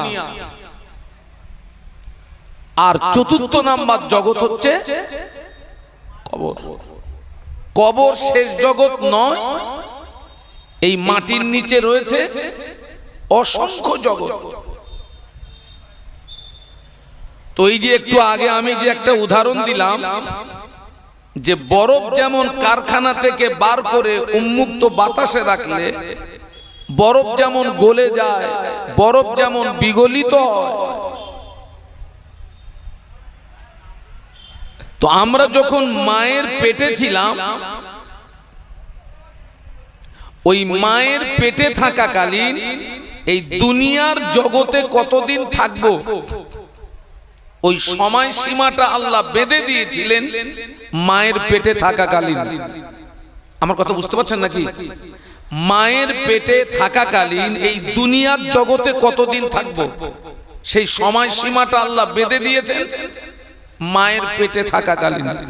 এখন আপনাদেরকে বোঝানোর জন্য বলছি যে আল্লাহ সময় বেঁধে দিয়েছেন 60 বছর। কোথায় থাকার জন্য? দুনিয়ায়। আমাদের ভূমিষ্ঠ হওয়ার 3 দিন আগে এক শ্রেণীর ফেরেশতা, ওই ফেরেশতাদের নাম হলো মালাকুল আরহাম। ওই ফেরেশতা মায়ের রেহেমের ভিতরে প্রবেশ করে আমাদের সম্বোধন করে বলেছিলেন, ও আল্লাহর বান্দা, তোমাকে 3 দিন পরে দুনিয়া নামক একটি জগতে পাঠানো হবে। এ ব্যাপারে তোমার মতামত কি বলো? এ ব্যাপারে তোমার চিন্তা ভাবনা কি বলো? আমরা সেদিন বলেছিলাম, না না ও আল্লাহর মালাইকা, আমরা দুনিয়া নামক জগতে যেতে চাই না, এই জগৎ তথা মায়ের গর্ভ নামক জগতে থাকতে চাই। আমরা দুনিয়া নামক জগতে যেতে চাই না, আমরা মায়ের গর্ভ নামক এই জগতেই থাকতে চাই। আল্লাহর ফেরেশতারা বলেছিলেন, ও আল্লাহর বান্দারা, না না, 3 দিন অতিবাহিত হয়ে গেলে এ জগৎ তোমাকে ছেড়ে দিতে হবেই হবে। 3 দিন অতিবাহিত হলো, মায়ের প্রসবের যন্ত্রণা শুরু হলো। মা আমাদেরকে প্রসব করলেন, আমরা পৃথিবীর জমিনে ভূমিষ্ঠ হলাম। বাবা কারখানা থেকে বরফ বার করে উন্মুক্ত বাতাসে রাখলে ওই বরফ যেমন বিগলিত হয়, বরফ যেমন গলে যায়, ঠিক ততই বছর মায়ের গর্ভ নামক কারখানা থেকে বেরিয়ে এই দুনিয়া নামক উন্মুক্ত বাতাসে আমরা যেদিন থেকে এসেছি, ঠিক ওই দিন থেকে আমাদের নির্দিষ্ট নির্ধারিত সময় থেকে সময়গুলো সব বরফের মতো গলে যাচ্ছে। বুঝতে পারছেন নাকি? ওই বরফ যেমন কারখানা থেকে বার করে উন্মুক্ত বাতাসে রাখলে বরফ যেমন বিগলিত হয়, গলে যায়, আমরা যেদিন মায়ের গর্ভ নামক কারখানা থেকে বেরিয়ে দুনিয়া নামক উন্মুক্ত বাতাসে এসেছি, ঠিক ওই দিন থেকে আমাদের নির্দিষ্ট নির্ধারিত সময় থেকে সময়গুলো সব বরফের মতো কি হচ্ছে বাবা, বরফের মতো বিগলিত হচ্ছে। আল্লাহ পাক কোরআন শরীফের ভিতরে বললেন, ওমা খালাকতুল জিন্না ওয়াল ইনসা ইল্লা লিয়াবুদুন। একটু বলুন আল্লাহু আকবার। আল্লাহ বললেন, আমি পৃথিবীর জমিনে জিন ইনসানকে পাঠিয়েছি, উদ্দেশ্য হলো তারা আমার ইবাদত করবে। কি করবে বাবা? আল্লাহ পাক অপর জায়গাতে বললেন, আল্লাযী খালাকাল মাউতা ওয়াল হায়াতা লিয়াবলুয়াকুম আইয়ুকুম আহসানু আমালা। একটু বলুন সুবহানাল্লাহ। আল্লাহ বললেন, আমি হায়াত মউত সৃষ্টি করেছি লিয়াবলুয়াকুম, আমি তোমাদেরকে পরীক্ষা করব। ওই পরীক্ষাটি কি হবে? আইয়ুকুম আহসানু আমালা। আমি আল্লাহ পাক ওই হায়াত আর মউতের মাঝখানে তোমাকে যে সময় দিয়েছি বান্দা, হায়াত মউতের মাঝখানে আমি তোমাকে যে সময় দিয়েছি বান্দা, ওই সময়ের ভিতরে কে কতটা আমালে সলে করতে পারে, নেক আমল করতে পারে, ওটাকে পরীক্ষা করার জন্য আমি আল্লাহ পাক হায়াত এবং মউত সৃষ্টি করেছি। একটু বলুন সুবহানাল্লাহ।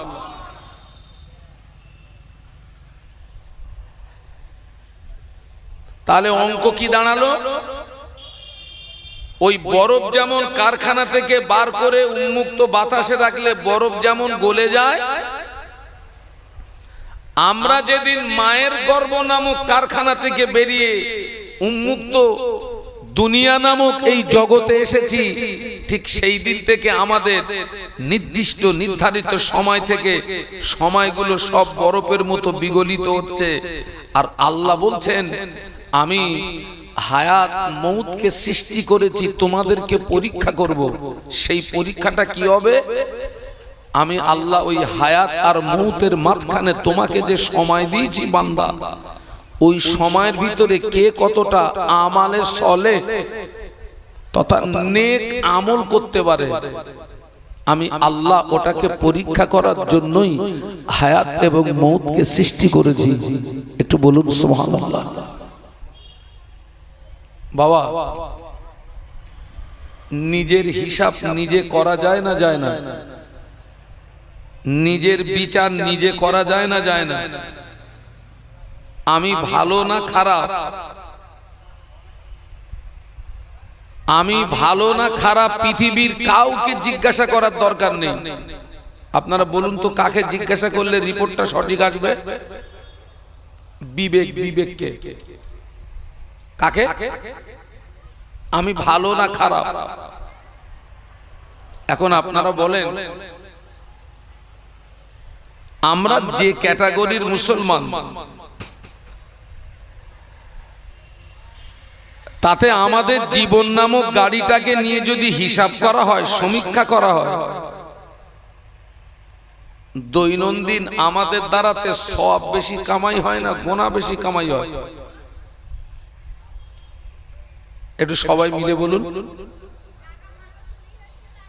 আমরা যে ক্যাটাগরির মুসলমান, তাতে আমাদের জীবন নামক গাড়ি নিয়ে সমীক্ষা করলে দেখা যাবে নেকির তুলনায়,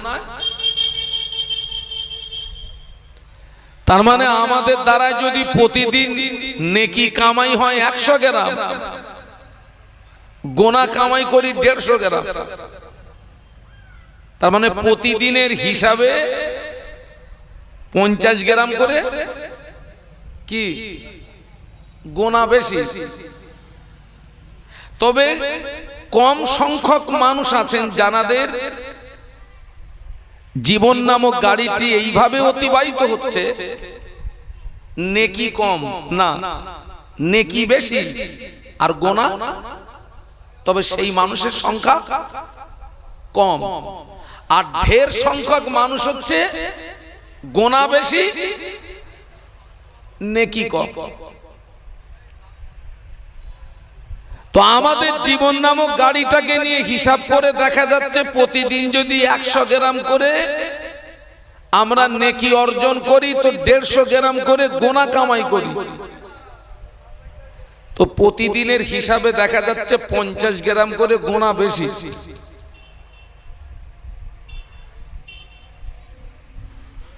আজান হচ্ছে?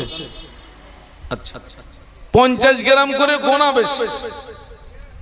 এই গতিতেই আমার জীবন নামক গাড়িটি চলছে। চলতে চলতে চলতে চলতে ওই 60 বছর সময়, বলুন বলুন, শেষ। বাবা, আমার নির্দিষ্ট নির্ধারিত সময় যখন শেষ হবে, নিঃশ্বাস কি জারি থাকবে? না। আল্লাহ পাক কোরআন শরীফের ভিতরে বললেন, ফাইজা জাআ আজালুহুম লা ইস্তাখিরুনা সাআতাও ওয়া লা ইস্তাকদিমুন। একটু বলুন না সুবহানাল্লাহ। ফাইজা জাআ আজালুহুম লা ইস্তাখিরুনা সাআতাও ওয়া লা ইস্তাকদিমুন। নির্দিষ্ট নির্ধারিত সময়ে মউত হবে বাবা। ওই যে মায়ের পেটে থাকতে যে সময় নির্দিষ্ট করে দিয়েছিলেন, ওই নির্দিষ্ট সময়ে কি হবে? মউত হবে। ওই নির্দিষ্ট সময়ের 1 সেকেন্ড আগেও আপনার আমার মউত হবে না, আবার 1 সেকেন্ড পরেও নির্দিষ্ট নির্ধারিত সময়ে মউত হবে। আপনারা দেখে থাকবেন, অনেক মুমূর্ষ মানুষ গলার কাছে ঘর ঘর করে আওয়াজ হচ্ছে, বাবা জবান বন্ধ হয়ে গেছে, কথা বলতে পারছে না। তো ছেলেটা, মেয়েটা, বৌমাটা ওই পাশে বসে বসে আপনার চামচে করে ওই মুমূর্ষ ব্যক্তির গালে পানি দিচ্ছে। ছেলের মনের আশা, আমার এই হাতের পানি খেয়ে যদি আমার বাপের মউত হয়, অন্তত বলতে পারবো যে শেষ পানিটা আমার হাতের পানি ছিল। মেয়েরও বক্তব্য তাই, যে আমার এই পানি খেয়ে যদি বাপের মউত হয়, অন্তত বলতে পারবো যে শেষ পানিটা আমার হাতের পানি ছিল। বৌমার বক্তব্য, আমার এই পানি খেয়ে যদি মউত হয়, অন্তত বলতে পারবো যে আমার শ্বশুরের মউতটা আমার হাতের পানি খেয়ে মউত হয়েছে। কিন্তু দেখা যাচ্ছে তিনজন 3 চামচ পানি দিয়েছে, পানি এই গালের কিনারা দিয়ে গড়িয়ে যাচ্ছে, ভিতরে যাচ্ছে না। আপনারা এরকম দৃশ্য ছবি দেখেছেন না দেখেন? 3 জন পানি দিয়েছে কিন্তু পানি ভিতরে যাচ্ছে না, এই 2 গালাসে দিয়ে বেরিয়ে যাচ্ছে। আচ্ছা কারণ কি বলুন তো? ও তো এখনো মরেনি। এর কারণটা হলো ওই ব্যক্তির হায়াত শেষ মানে রুজি শেষ। ওই ব্যক্তি 1 ফোঁটা পানি গিলতে পারবে না। হায়াত শেষ মানে কি শেষ? রুজি শেষ। ওই 1 ফোঁটা পানি গিলতে পারবে না, ও রুজি শেষ হয়ে গেছে। অনেক সময় দেখা যায়, দেখবেন হসপিটালে অনেক অসুস্থ মানুষ এই গাল দিয়ে খেতে পারে না বলে এই নাকের ভিতর দিয়ে পাইপ দেওয়া, আর উপরে একটা ঢাকনা মতো আছে, তরল জাতীয় খানা দিয়ে ওই পুশ করে ডাইরেক্ট মারে। দেখেছেন? কোনোদিন দেখেছেন? শুনেছেন? এখন আপনি যদি মনে করেন যে আমার বাপ তো পানি গিলতেছে না, তা গাল দিয়ে মারবো না, এরকম ডাইরেক্ট মারবো, নাকের ভিতর দিয়ে পাইপ দিয়ে উপর দিয়ে তরল জাতীয় খানা দেবো। যদিও আপনি দেন, আপনি যদি 100 গ্রাম তরল জাতীয় খাদ্য দেন, আপনার আব্বা 200 গ্রাম বমি করবে। দেবেন 100 গ্রাম, বার করছে কতটা? লাভ না লস? এক ফোঁটা পানি গিলতে পারবে না বাবা, কারণ সময় শেষ, মনে রুজি শেষ।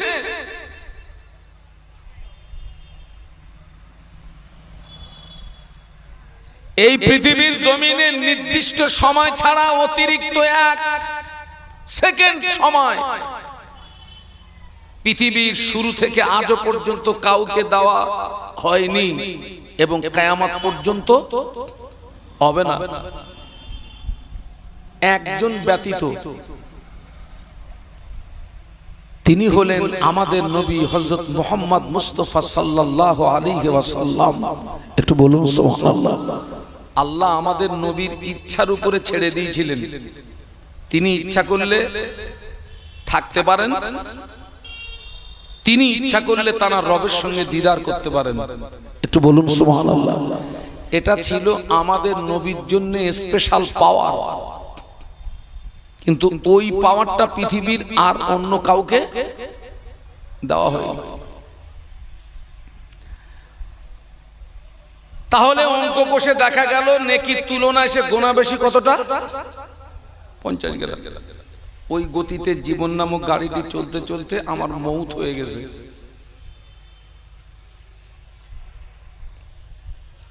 দুনিয়ার জগৎ শেষ, এবার আমাকে কোন জগতে যেতে হবে?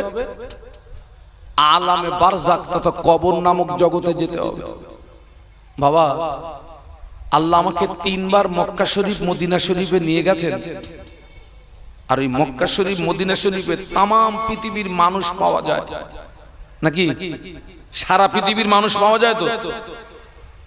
তো কোন দেশের মানুষ আমি জানিনি বাবা, এত সুন্দর দেখতে, তার চোখ নকশা, নাক নকশা, কান নকশা, ঠোঁট নকশা। আমার তখন মনে হচ্ছিল আল্লাহ সৃষ্টি যদি হয় এত সুন্দর, না জানি আমার আল্লাহ তিনি কত সুন্দর।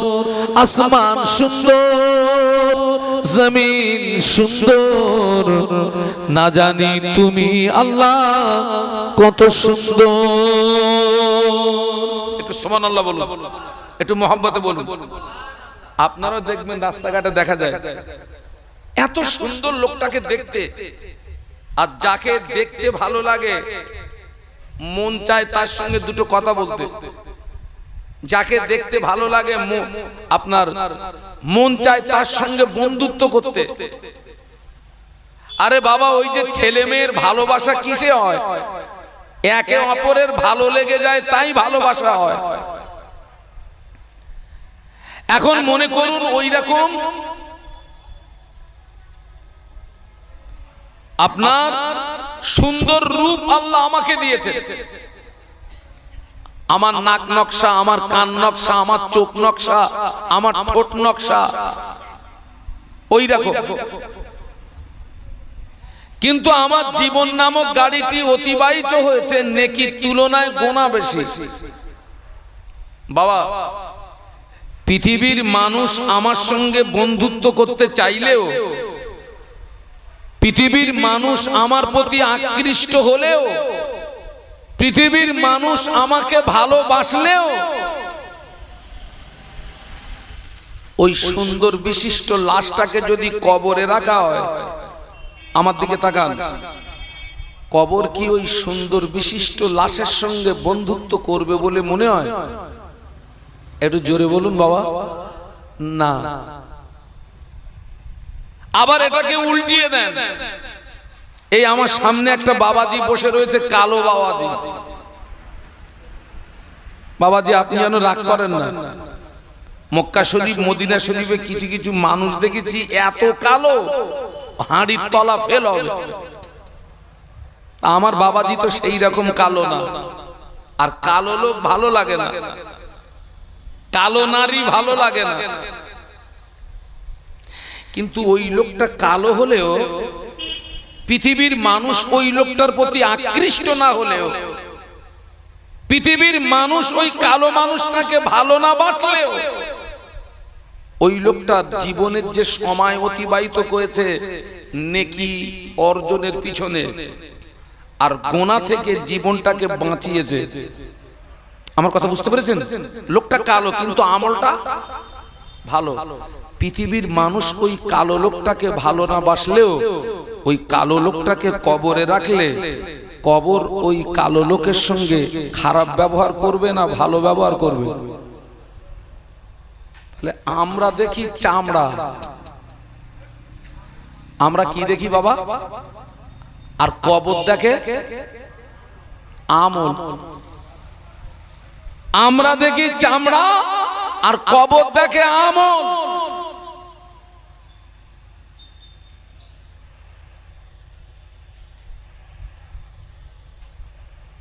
আপনারা আবু জেহেলকে দেখেছেন বাবা? যারা চুপ করে আছেন মনে হয় দেখেছেন। আমার 14 পুরুষ দেখিনি, তবে কেতাবে যা দেখেছি তাতে আবু জাহালকে দেখতে ছিল কাশ্মীরি আপেলের মতো, মানে শয়তানকে দেখতে খুব খুব সুন্দর ছিল। আবু জাহালকে দেখতে ছিল কাশ্মীরি আপেলের মতো, কিন্তু আবু জাহাল হলো জাহান্নামার কীট, আবু জাহাল হলো জাহান্নামার পোকা, আবু জাহাল হলো জাহান্নামার খোরাক। হাফসি বেলাল রাদিয়াল্লাহু আনহু যাকে দেখতে ছিল কালো কয়লার মতো, হাফসি বেলাল হলেন আল্লাহ পাকের জান্নাতেরই মেহমান। একটু জোরে বলুন না।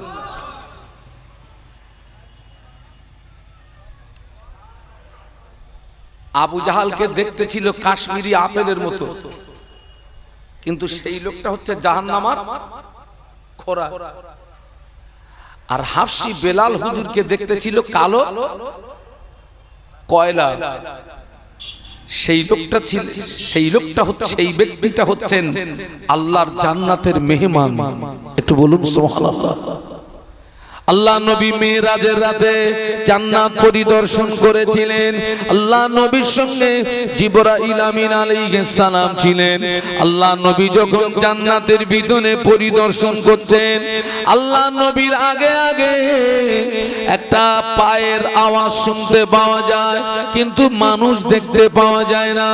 আল্লাহ নবী জিজ্ঞাসা করলেন, ইয়া আখি জিবরাইল, ও ভাই জিবরাইল, এই আওয়াজটা কিসের আওয়াজ? জিবরাইল আমিন আলাইহিস সালাম বললেন, ইয়া রাসূলুল্লাহ, এই আওয়াজটা অন্য কোনো আওয়াজ নয়, এই আওয়াজটা হলো আপনার হাফসি বেলালের পায়ের আওয়াজ। একটু মহব্বতে বলেন না।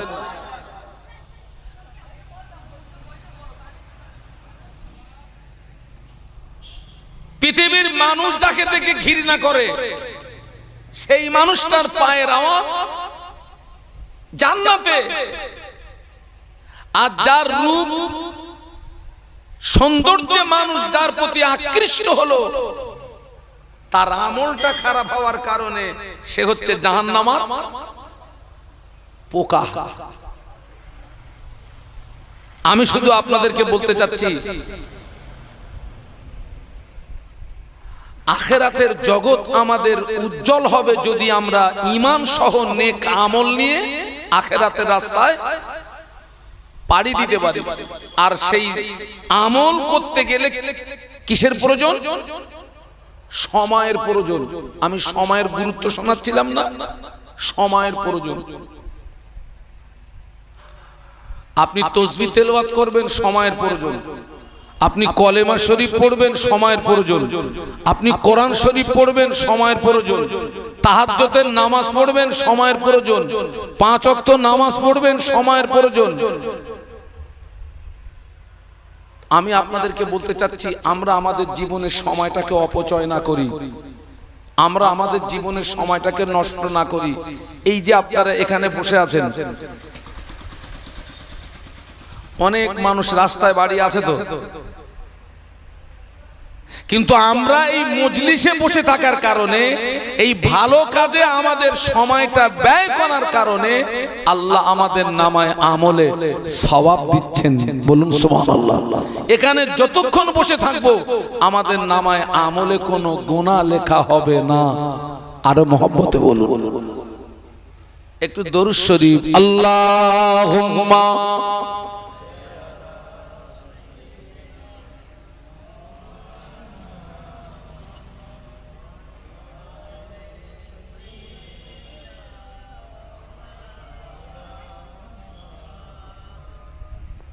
इन हवाओं से कह दो ना आए इधर, मुझको खुशबू की कोई जरूरत नहीं, जिनकी खुशबू से महका है सारा जहां, वो खुशबू मदीने में मौजूद है। अल्लाहुम्मा पढ़ो बाबा।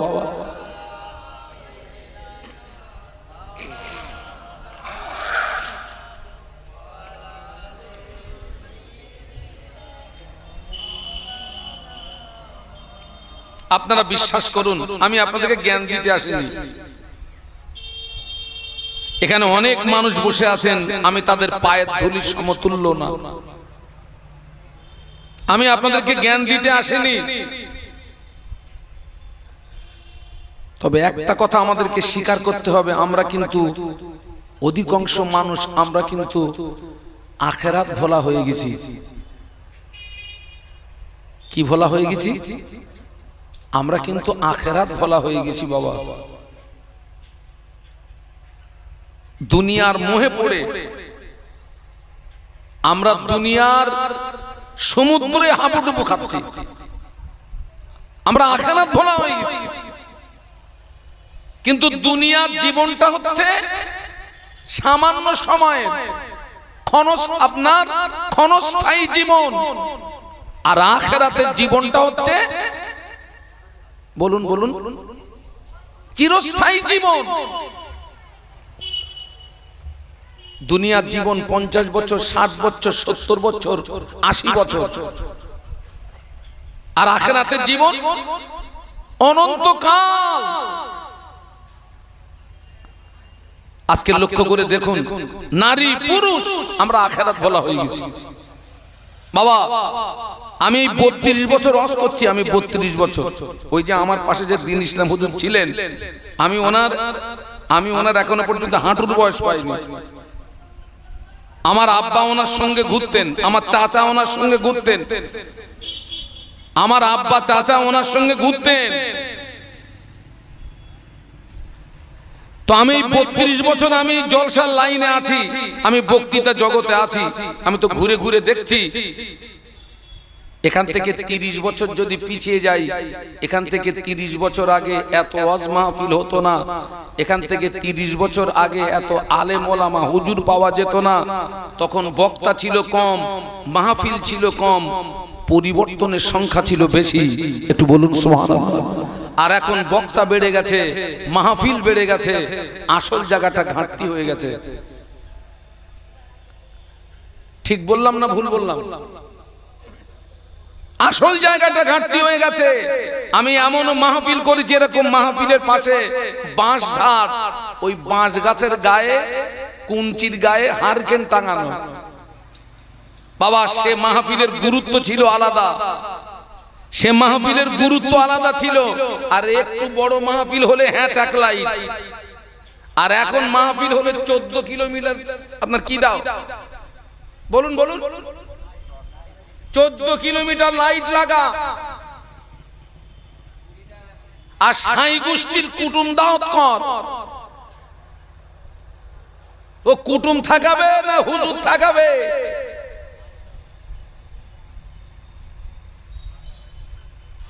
আল্লাহ আমাদেরকে হেদায়েত দেন, বলুন আল্লাহুম্মা আমিন।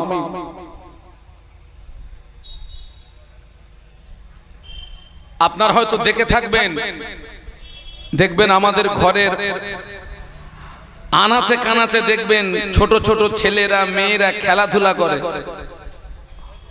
রাস্তার ধুলি বালু নিয়ে ভাত রান্না করে, আর গাছের লতা পাতা ছিঁড়ে সবজি বানায়।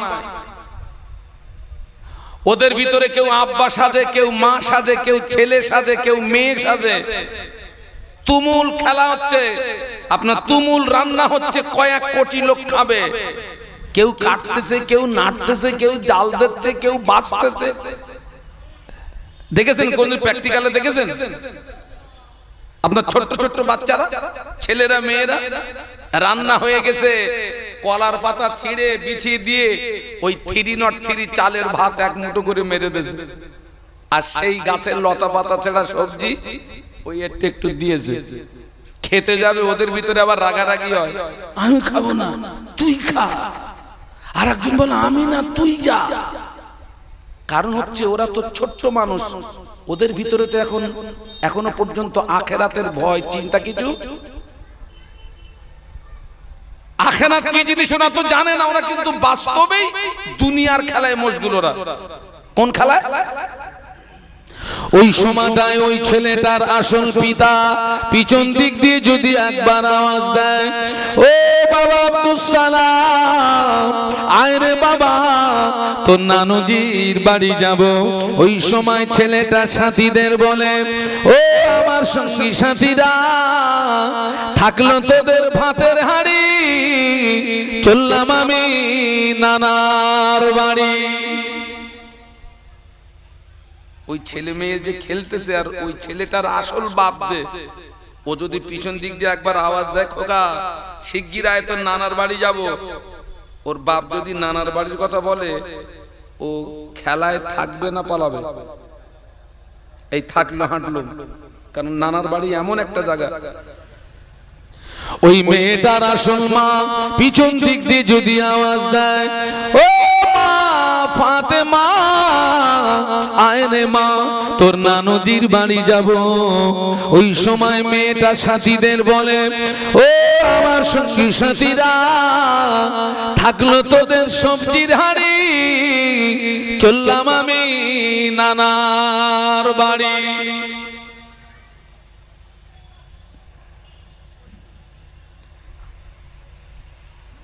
দুনিয়ার খেলায় মশগুল হয়ে গিয়েছি, আখেরাত ভোলা হয়ে গিয়েছি, কবর ভুলে গিয়েছি, হাসর ভুলে গিয়েছি, মিজান ভুলে গিয়েছি, সিরাত ভুলে গিয়েছি। আজরাইলের যেদিন ডাক আসবে, ওদিন আমাদের বক্তব্য হবে, ও আমার ছেলেরা মেয়েরা, থাকলো তোদের ভাতের হাড়ি, চললাম আমি কবর বাড়ি। আসল বাড়ি কোনটা? একটু জোরে বলেন। কবর। তুমি যত বড় জমিদারের বাচ্চা, ওই 3.5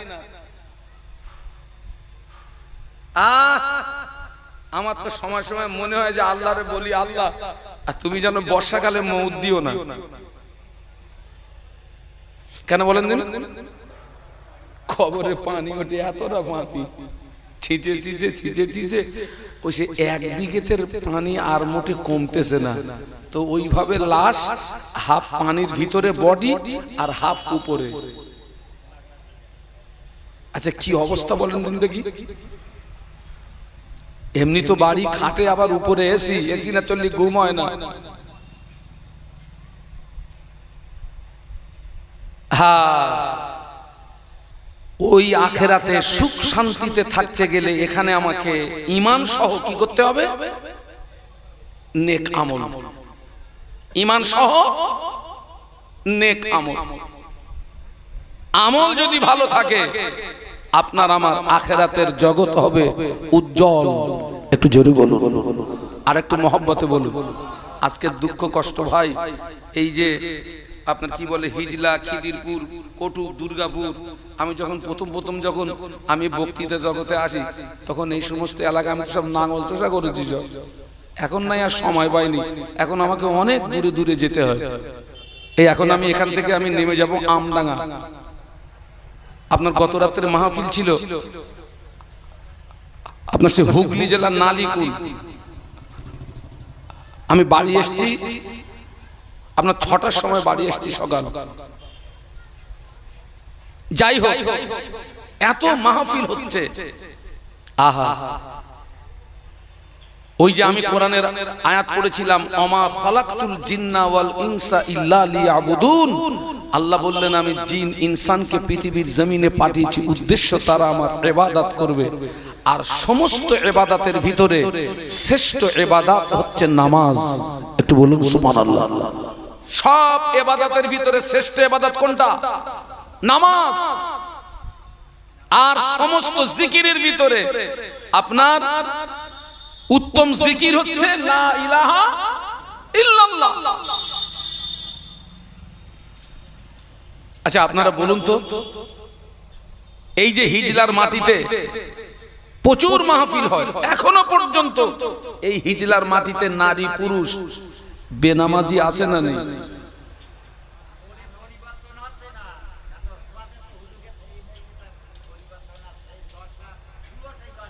সেই 10টাই বুড়ো, সেই 10টাই বুড়ো। এই দেখেন রিপোর্ট দেখেন, সেই 10টা বুড়ো, এখনো সেই 10টা বুড়ো। আমি পরিষ্কার কথা বলছি, আজকের এই মাহফিল হওয়ার পরে এই গ্রামের নারী পুরুষ 5টা বেকা মানুষ যদি সোজা হয় তবে এই মাহফিল দেওয়া সার্থ হবে। আর বেকা যদি বেকাই থাকে ওই তাবাররুকটা পাবা, আর কিছু পাবা না। আর একটা কথা মনে রেখে দেন, কোন তামাম পৃথিবীর জমিনে যত ইমাম, তামাম পৃথিবীর জমিনে যত আলেম, যত মাওলানা সাহেব, মুফতি সাহেব, পীর সাহেব, সুফি সাহেব, দরবেশ সাহেব, আমির সাহেব, যত সাহেব আছে, কোন সাহেবের ক্ষমতা নাই কাউকে হেদায়েত করে দেবে। ইমাম সাহেব, মাওলানা সাহেব, মুফতি সাহেব, পীর সাহেব, পীরজাদা সাহেব, সুফি সাহেব, দরবেশ সাহেব, আমির সাহেব, যত সাহেব আছে কারোর ক্ষমতা নাই আপনাকে হেদায়েত করে দেবে। এবং তামাম পৃথিবীর জমিনে যত নবী রাসূল, কোন নবী রাসূলেরও ক্ষমতা নেই কোন মানুষকে হেদায়েত করে দেওয়া। বাবা, নবীদের যদি হেদায়েত করে দেওয়ার ক্ষমতা থাকতো, নূহ নবীর ছেলে কেনান জাহান্নামায় যেত না। কে গো? বাপ নবী আর ছেলে কোথায় যাচ্ছে? একটু বলুন বলুন। ছেলে জাহান্নামে যাচ্ছে কেন? বাপ তো নবী।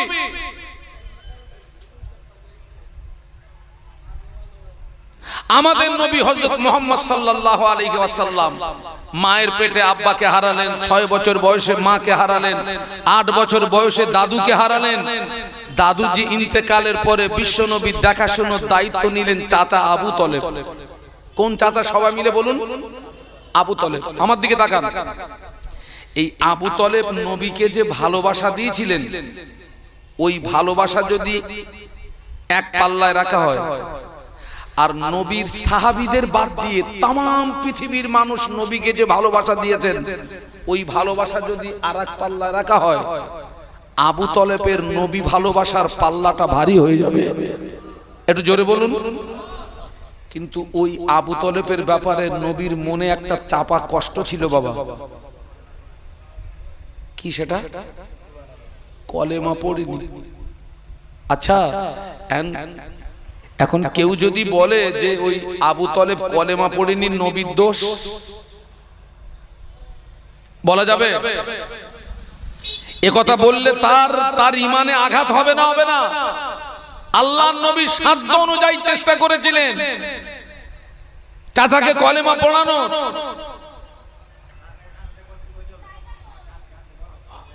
হলো না। শেষ পর্যন্ত সেই চাচা বিদায় নিল। আল্লাহর নবী বললেন আমার চাচার ঠিকানা জাহান্নাম, এবং আল্লাহ আমার চাচাকে জাহান্নামার সবচেয়ে হালকা শাস্তি দেবে, সেই হালকা শাস্তিটা হলো আবু তলেবের পায়ে দুটো জাহান্নামার জুতো পরিয়ে দেওয়া হবে। ওই দুটো জুতো পরিয়ে দেওয়ার কারণে আবু তলেবের মাথার ঘিনু টকবক করে ফুটবে। এইখানটা একটুখানি বুঝে নেন। তাহলে একটু আগে যে বললাম তামাম পৃথিবীর মানুষ নবীকে যে ভালোবাসা দিয়েছে ওই ভালোবাসা এক পাল্লায়, আর আবু তলেব নবীকে যে ভালোবাসা দিয়েছিলেন ওই ভালোবাসা আর এক পাল্লায়। সেই ভালোবাসা দিয়েও আবু তলেবের ভালোবাসার পাল্লা ভারী হয়েও সেই আবু তলেবের ঠিকানা হচ্ছে কোথায়? তাহলে ভালোবাসা কাজ দিয়েছে।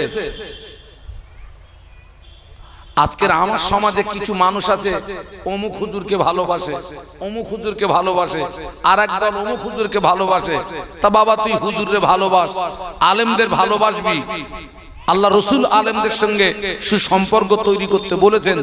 তবে আমার বক্তব্য, ওই আলেমকে যে ভালোবাসতিস ও আলেম নামাজ পড়ে না পড়ে না? বলুন, পড়ে তো। তাহলে আলেম যদি নামাজ পড়ে তুই নামাজ পড়িসনি কেন?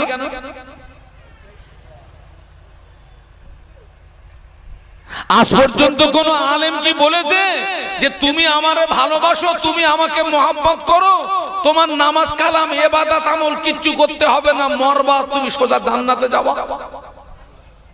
বরং সব আলেমরাই কি বলেছে, বাবা নামাজটা, বলুন বাবা নামাজটা পড়বি, বাবা নামাজটা পড়বি।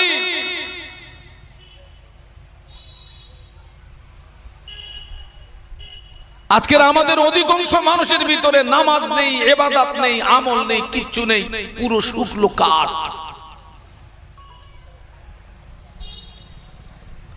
আর আমরা পরিবর্তন হব কবে? আর আমরা সোজা হব কবে?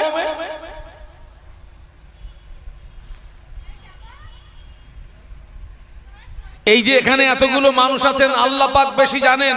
আমাদের অনেকের কাপনের কাপড় আমাদের নিকটস্থ বাজারের দোকান পর্যন্ত হয়তো পৌঁছে গেছে।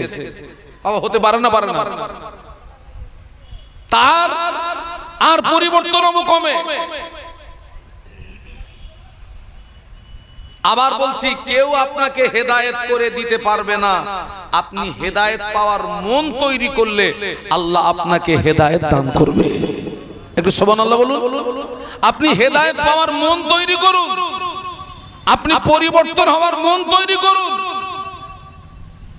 আপনি নামাজ পড়ার মন তৈরি করুন। আপনি বাড়ির থেকে নামাজ পড়ার জন্য, আপনি মসজিদে আসার জন্য, আপনি বাড়ির থেকে নামাজ পড়বেন, মসজিদে আসার জন্য বাড়ির থেকে বার হন। ওই বাড়ির থেকে আর মসজিদ পর্যন্ত পৌঁছে দেওয়ার পিছনে আল্লাহর রহমত কাজ করবে। সুবহানাল্লাহ।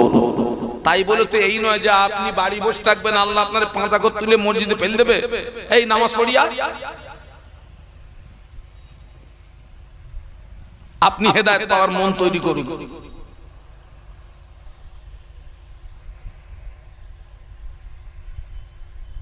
আর এই গ্রামের নারী পুরুষ প্রত্যেককে বলে যাচ্ছি, বাঁচতে যদি চান অন্তত পক্ষে 5 ওয়াক্ত নামাজটা ঠিক মতো পড়ুন। যদি বাঁচতে চান এখনো। মদিনার মসজিদে নববী শরীফে আযান হয়ে গেল। মদিনার মসজিদে নববী শরীফে মুয়াজ্জিন হাফসি বেলাল রাদিয়াল্লাহু আনহু মদিনার মসজিদে নববী শরীফে আযান দিয়েছেন। হাফসি বেলালের আযানের আওয়াজ আল্লাহ পাকের আরশ মুআল্লাতে পৌঁছে যেত। একটু জোরে বলুন, আর একটু মহব্বতে বলুন। অবস্থা দেখুন, আযান হয়ে গেছে। কে আযান দিয়েছেন? হাফসি বেলাল রাদিয়াল্লাহু আনহু। সাহাবীরা সব মসজিদে চলে এসেছেন, টোটাল সাহাবীরা। কেবলমাত্র বিশ্ব নবী মসজিদে আসেননি, কারণ তিনি এত অসুস্থ, উঠে দাঁড়ানোর মতো ক্ষমতা নেই, এত অসুস্থ। সাহাবীরা এসছেন কিন্তু নামাজ শুরু করতে পারছেন না, কারণ নবীর অবর্তমানে ওই ইমামতির জায়গায় দাঁড়াবে কে? ওই জায়গাটা খুব ভাইটাল জায়গা, কে দাঁড়াবে ওখানে? সাহাবীরা মসজিদে এসছেন, 10 মিনিট 20 মিনিট আধা ঘন্টা নবীর জন্য ইন্তজার করলেন, আল্লাহর নবী আসেননি। আর সাহাবীরা এসছেন কিন্তু নামাজ শুরু করতে পারেননি। হাফসি বেলাল রাদিয়াল্লাহু আনহু আল্লাহর নবীর হুজরা শরীফের ভিতরে গিয়ে সালাম দিয়ে বললেন, হুজুর, মানুষরা সব নামাজের জন্য অপেক্ষা করছে। আল্লাহর নবী বললেন, বেলাল তুমি যাও, আবু বকরকে গিয়ে বলো, আবু বকরকে গিয়ে বলো নামাজের ইমামতিটা করে দিতে বলো। আমি অসুস্থ, আমি যেতে পারবো না বাবা। আল্লাহর নবী যেই এই কথাটা বললেন, কথাটা শুনতে পেয়েছেন আম্মা আয়েশা সিদ্দিকা রাদিয়াল্লাহু আনহা, যিনি হলেন বিশ্বনবীর ছোট বিবি, আমাদের ছোট আম্মা আবু বকর সিদ্দিক রাদিয়াল্লাহু আনহুর কন্যা। আম্মাজান বললেন, হুজুর, আমার আব্বাকে ইমামতির জায়গায় দাঁড় করাবেন না। আমার আব্বা জানেন মনটা খুব নরম, অন্তরটা খুব নরম। আমার আব্বাকে যদি ইমামতির জায়গায় দাঁড় করিয়ে দেন, আমার আব্বা আপনাকে না পেয়ে কেঁদে ফেলবে, রোনাজারি করবে। হুজুর, এই দায়িত্বটা অন্য কোন সাহসী সাহাবীকে দিন, আমার আব্বাকে ইমামতির জায়গায় দাঁড় করাবেন না। আল্লাহর নবী আবার বললেন, মুর আবা বকরিন ফালিয়ুসাল্লি বিন নাস। বেলাল যাও না, আমার আবু বকরকে গিয়ে বলো না নামাজটা পড়িয়ে দিতে বলো। এখানটায় বুঝুন, আল্লাহর নবী অসুস্থ, তিনি যেতে পারবেন না বলে একজনকে ইমাম নিযুক্ত করলেন। কে তিনি? সেই আবু বকর সিদ্দিক রাদিয়াল্লাহু আনহুর ইমামতিতে নামাজ শুরু হয়েছে। উনি ইমাম আর টোটাল সাহাবীরা মুক্তাদি। যেই নামাজ শুরু হয়েছে, মদিনার মসজিদে নববীর পাশেই তো নবীর ঘর। যেই মসজিদে নববীতে নামাজ শুরু হলো আবু বকর হুজুরের ইমামতিতে, আল্লাহর নবী ঘরের ভিতরে ছটফট করছেন, অস্থির হয়ে পড়েছেন, ব্যাকুল হয়ে পড়েছেন। দুজন সাহাবীকে ডাকলেন, হযরত আলী হুজুরকে ডাকলেন, আব্বাস রাদিয়াল্লাহু আনহুকে ডাকলেন। দুইজন সাহাবী আল্লাহ নবীর হুজরা শরীফে ভিতরে চলে গেলেন। আল্লাহ নবী দুই সাহাবীর কাঁধের উপরে ভর করে আল্লাহ নবী মসজিদে আসছিলেন। আল্লাহ নবী এত দুর্বল, সাহাবীদের কাঁধের উপরে ভর করার পরেও আল্লাহ নবীর কাদাম মোবারক দুটি জমিনে ঘেঁষড়িয়ে যাচ্ছিল। আল্লাহ নবীর কাদাম মোবারক দুটি জমিনে ঘেঁষড়িয়ে যাচ্ছিল। ওই অবস্থায় নবী মসজিদে আসলেন। ও আমার ভাইরা, আল্লাহ নবী যেই মসজিদে এসেছেন, সাহাবীরা আল্লাহ নবীকে দেখতে পেয়ে কোন সাহাবী সুবহানাল্লাহ পড়লেন, কোন সাহাবী আলহামদুলিল্লাহ পড়লেন, কোন সাহাবী আল্লাহু আকবার পড়লেন। আবু বকর সিদ্দিক রাদিয়াল্লাহু আনহু ইমামতির জায়গা থেকে বুঝতে পেরেছেন আল্লাহ নবী মসজিদে চলে এসেছেন। ও আমার ভাইরা, আবু বকর সিদ্দিক রাদিয়াল্লাহু আনহু ইমামতির জায়গা থেকে পিছিয়ে আসলেন, সাহাবীরা নবীকে আগিয়ে দিলেন।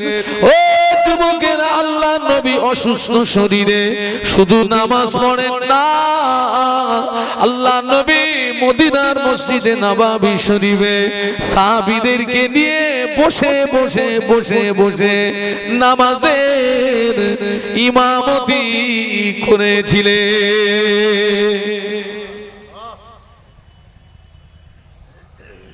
আজকে আমরা দাবি করছি নবীকে ভালোবাসি, তাহলে নবীকে ভালোবাসার দাবি করতে গেলে নবীর ওই আদর্শটা আমার মধ্যে থাকার দরকার আছে না নেই? বলুন বলুন। তুমি নামাজের ধার ধারো না, আর তোমার নবী এই অবস্থায় সাহাবীদের কাঁধের উপরে ভর করে মসজিদে গিয়ে নামাজের ইমামতি করলেন, আর তুমি নামাজের ধার ধারো না, আর তুমি নবীর ভালোবাসো, আল্লাহর ভালোবাসো।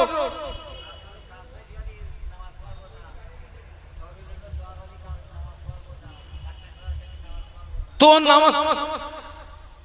নামাজ পড়তে হবে না। তুই যদি কবরের আযাব সহ্য করতে পারিস, তুই চিঠি ঘুমো, তোর নামাজ পড়তে বলিস কেন? তুই যদি জাহান্নামের আগুন সহ্য করতে পারিস, তা তুই চিঠি ঘুমো না।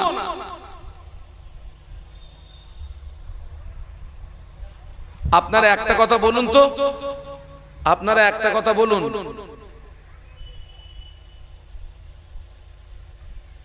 কেউ যদি জাহান্নামায় যায় আল্লাহর কোনো ক্ষতি হবে? আর কেউ যদি জান্নাতে যায় আল্লাহর কোনো লাভ হবে? লাভ ক্ষতি কার? নিজের। কেউ যদি জাহান্নামায় যায় নাউজুবিল্লাহ, তার জন্য কি আল্লাহ দায়ী? আল্লাহ তো রাস্তা দেখিয়ে দিয়েছে। এখন আমি এখান থেকে আমডাঙ্গায় যাব, আমি আপনাদেরকে জিজ্ঞাসা করলাম, ভাইরে আমাকে একটু রাস্তা বলে দেন তো। তো আপনারা আমাকে বললেন, হুজুর মেনে উঠবেন, বাঁয় মারবেন, সোজা বসিরহাট যাবেন, আপনি ব্রিজ পার হবেন, কাঁচিহাট রোড ধরবেন, আর তেতুলিয়া থেকে বাঁয় মারবেন, কেওসা হয়ে কীর্তিপুরের উপর দিয়ে আপনি একেবারে হাবড়া 2 নাম্বার রেলগেট হয়ে আপনি আমডাঙ্গায় যাবেন। আপনারা আমাকে রাস্তা ঠিক দেখিয়েছেন না ভুল দেখিয়েছেন? বলুন বলুন। ঠিক দেখিয়েছেন। এখন আমি রাস্তায় উঠে বাঁয় না মেরে এখান থেকে ডাইনে মেরে হাসনাবাদে গিয়ে বসে রয়েছি। আর হাসনাবাদে গিয়ে আপনার হিজলার লোকদেরকে ধুইয়ে দিচ্ছি, যে ওদেরকে রাস্তা জিজ্ঞাসা করলাম আর আমার এরকম ভুল রাস্তা দেখিয়ে দিলে। আপনারা কিন্তু আমাকে রাস্তা দেখিয়েছেন ঠিক, কিন্তু মাতব্বারি করে আমি বায়না মেরে আমি কোন দিকে মেরেছি? আর আমি দোষ দিচ্ছি কার? মারের দরকার কার? বলেন বলেন। মারির দরকার তো হুজুরি। তোমারে তো রাস্তা দেখে তুমি মেনে উঠে বাঁয়ে যাবা, তুমি ডাইনে কি করতে এসো? তা আল্লাহ তো আপনাকে রাস্তা দেখিয়ে দিয়েছেন। তুমি যদি মাতব্বারি করে যদি অন্য রাস্তায় গিয়ে জাহান্নামায় গিয়ে হাবুডুবু খাও,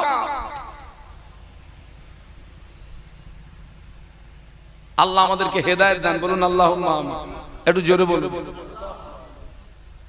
আজকের তো রাসূলুল্লাহ অসুস্থ শরীরে এসেছেন, বুখারী রিওয়ায়াত।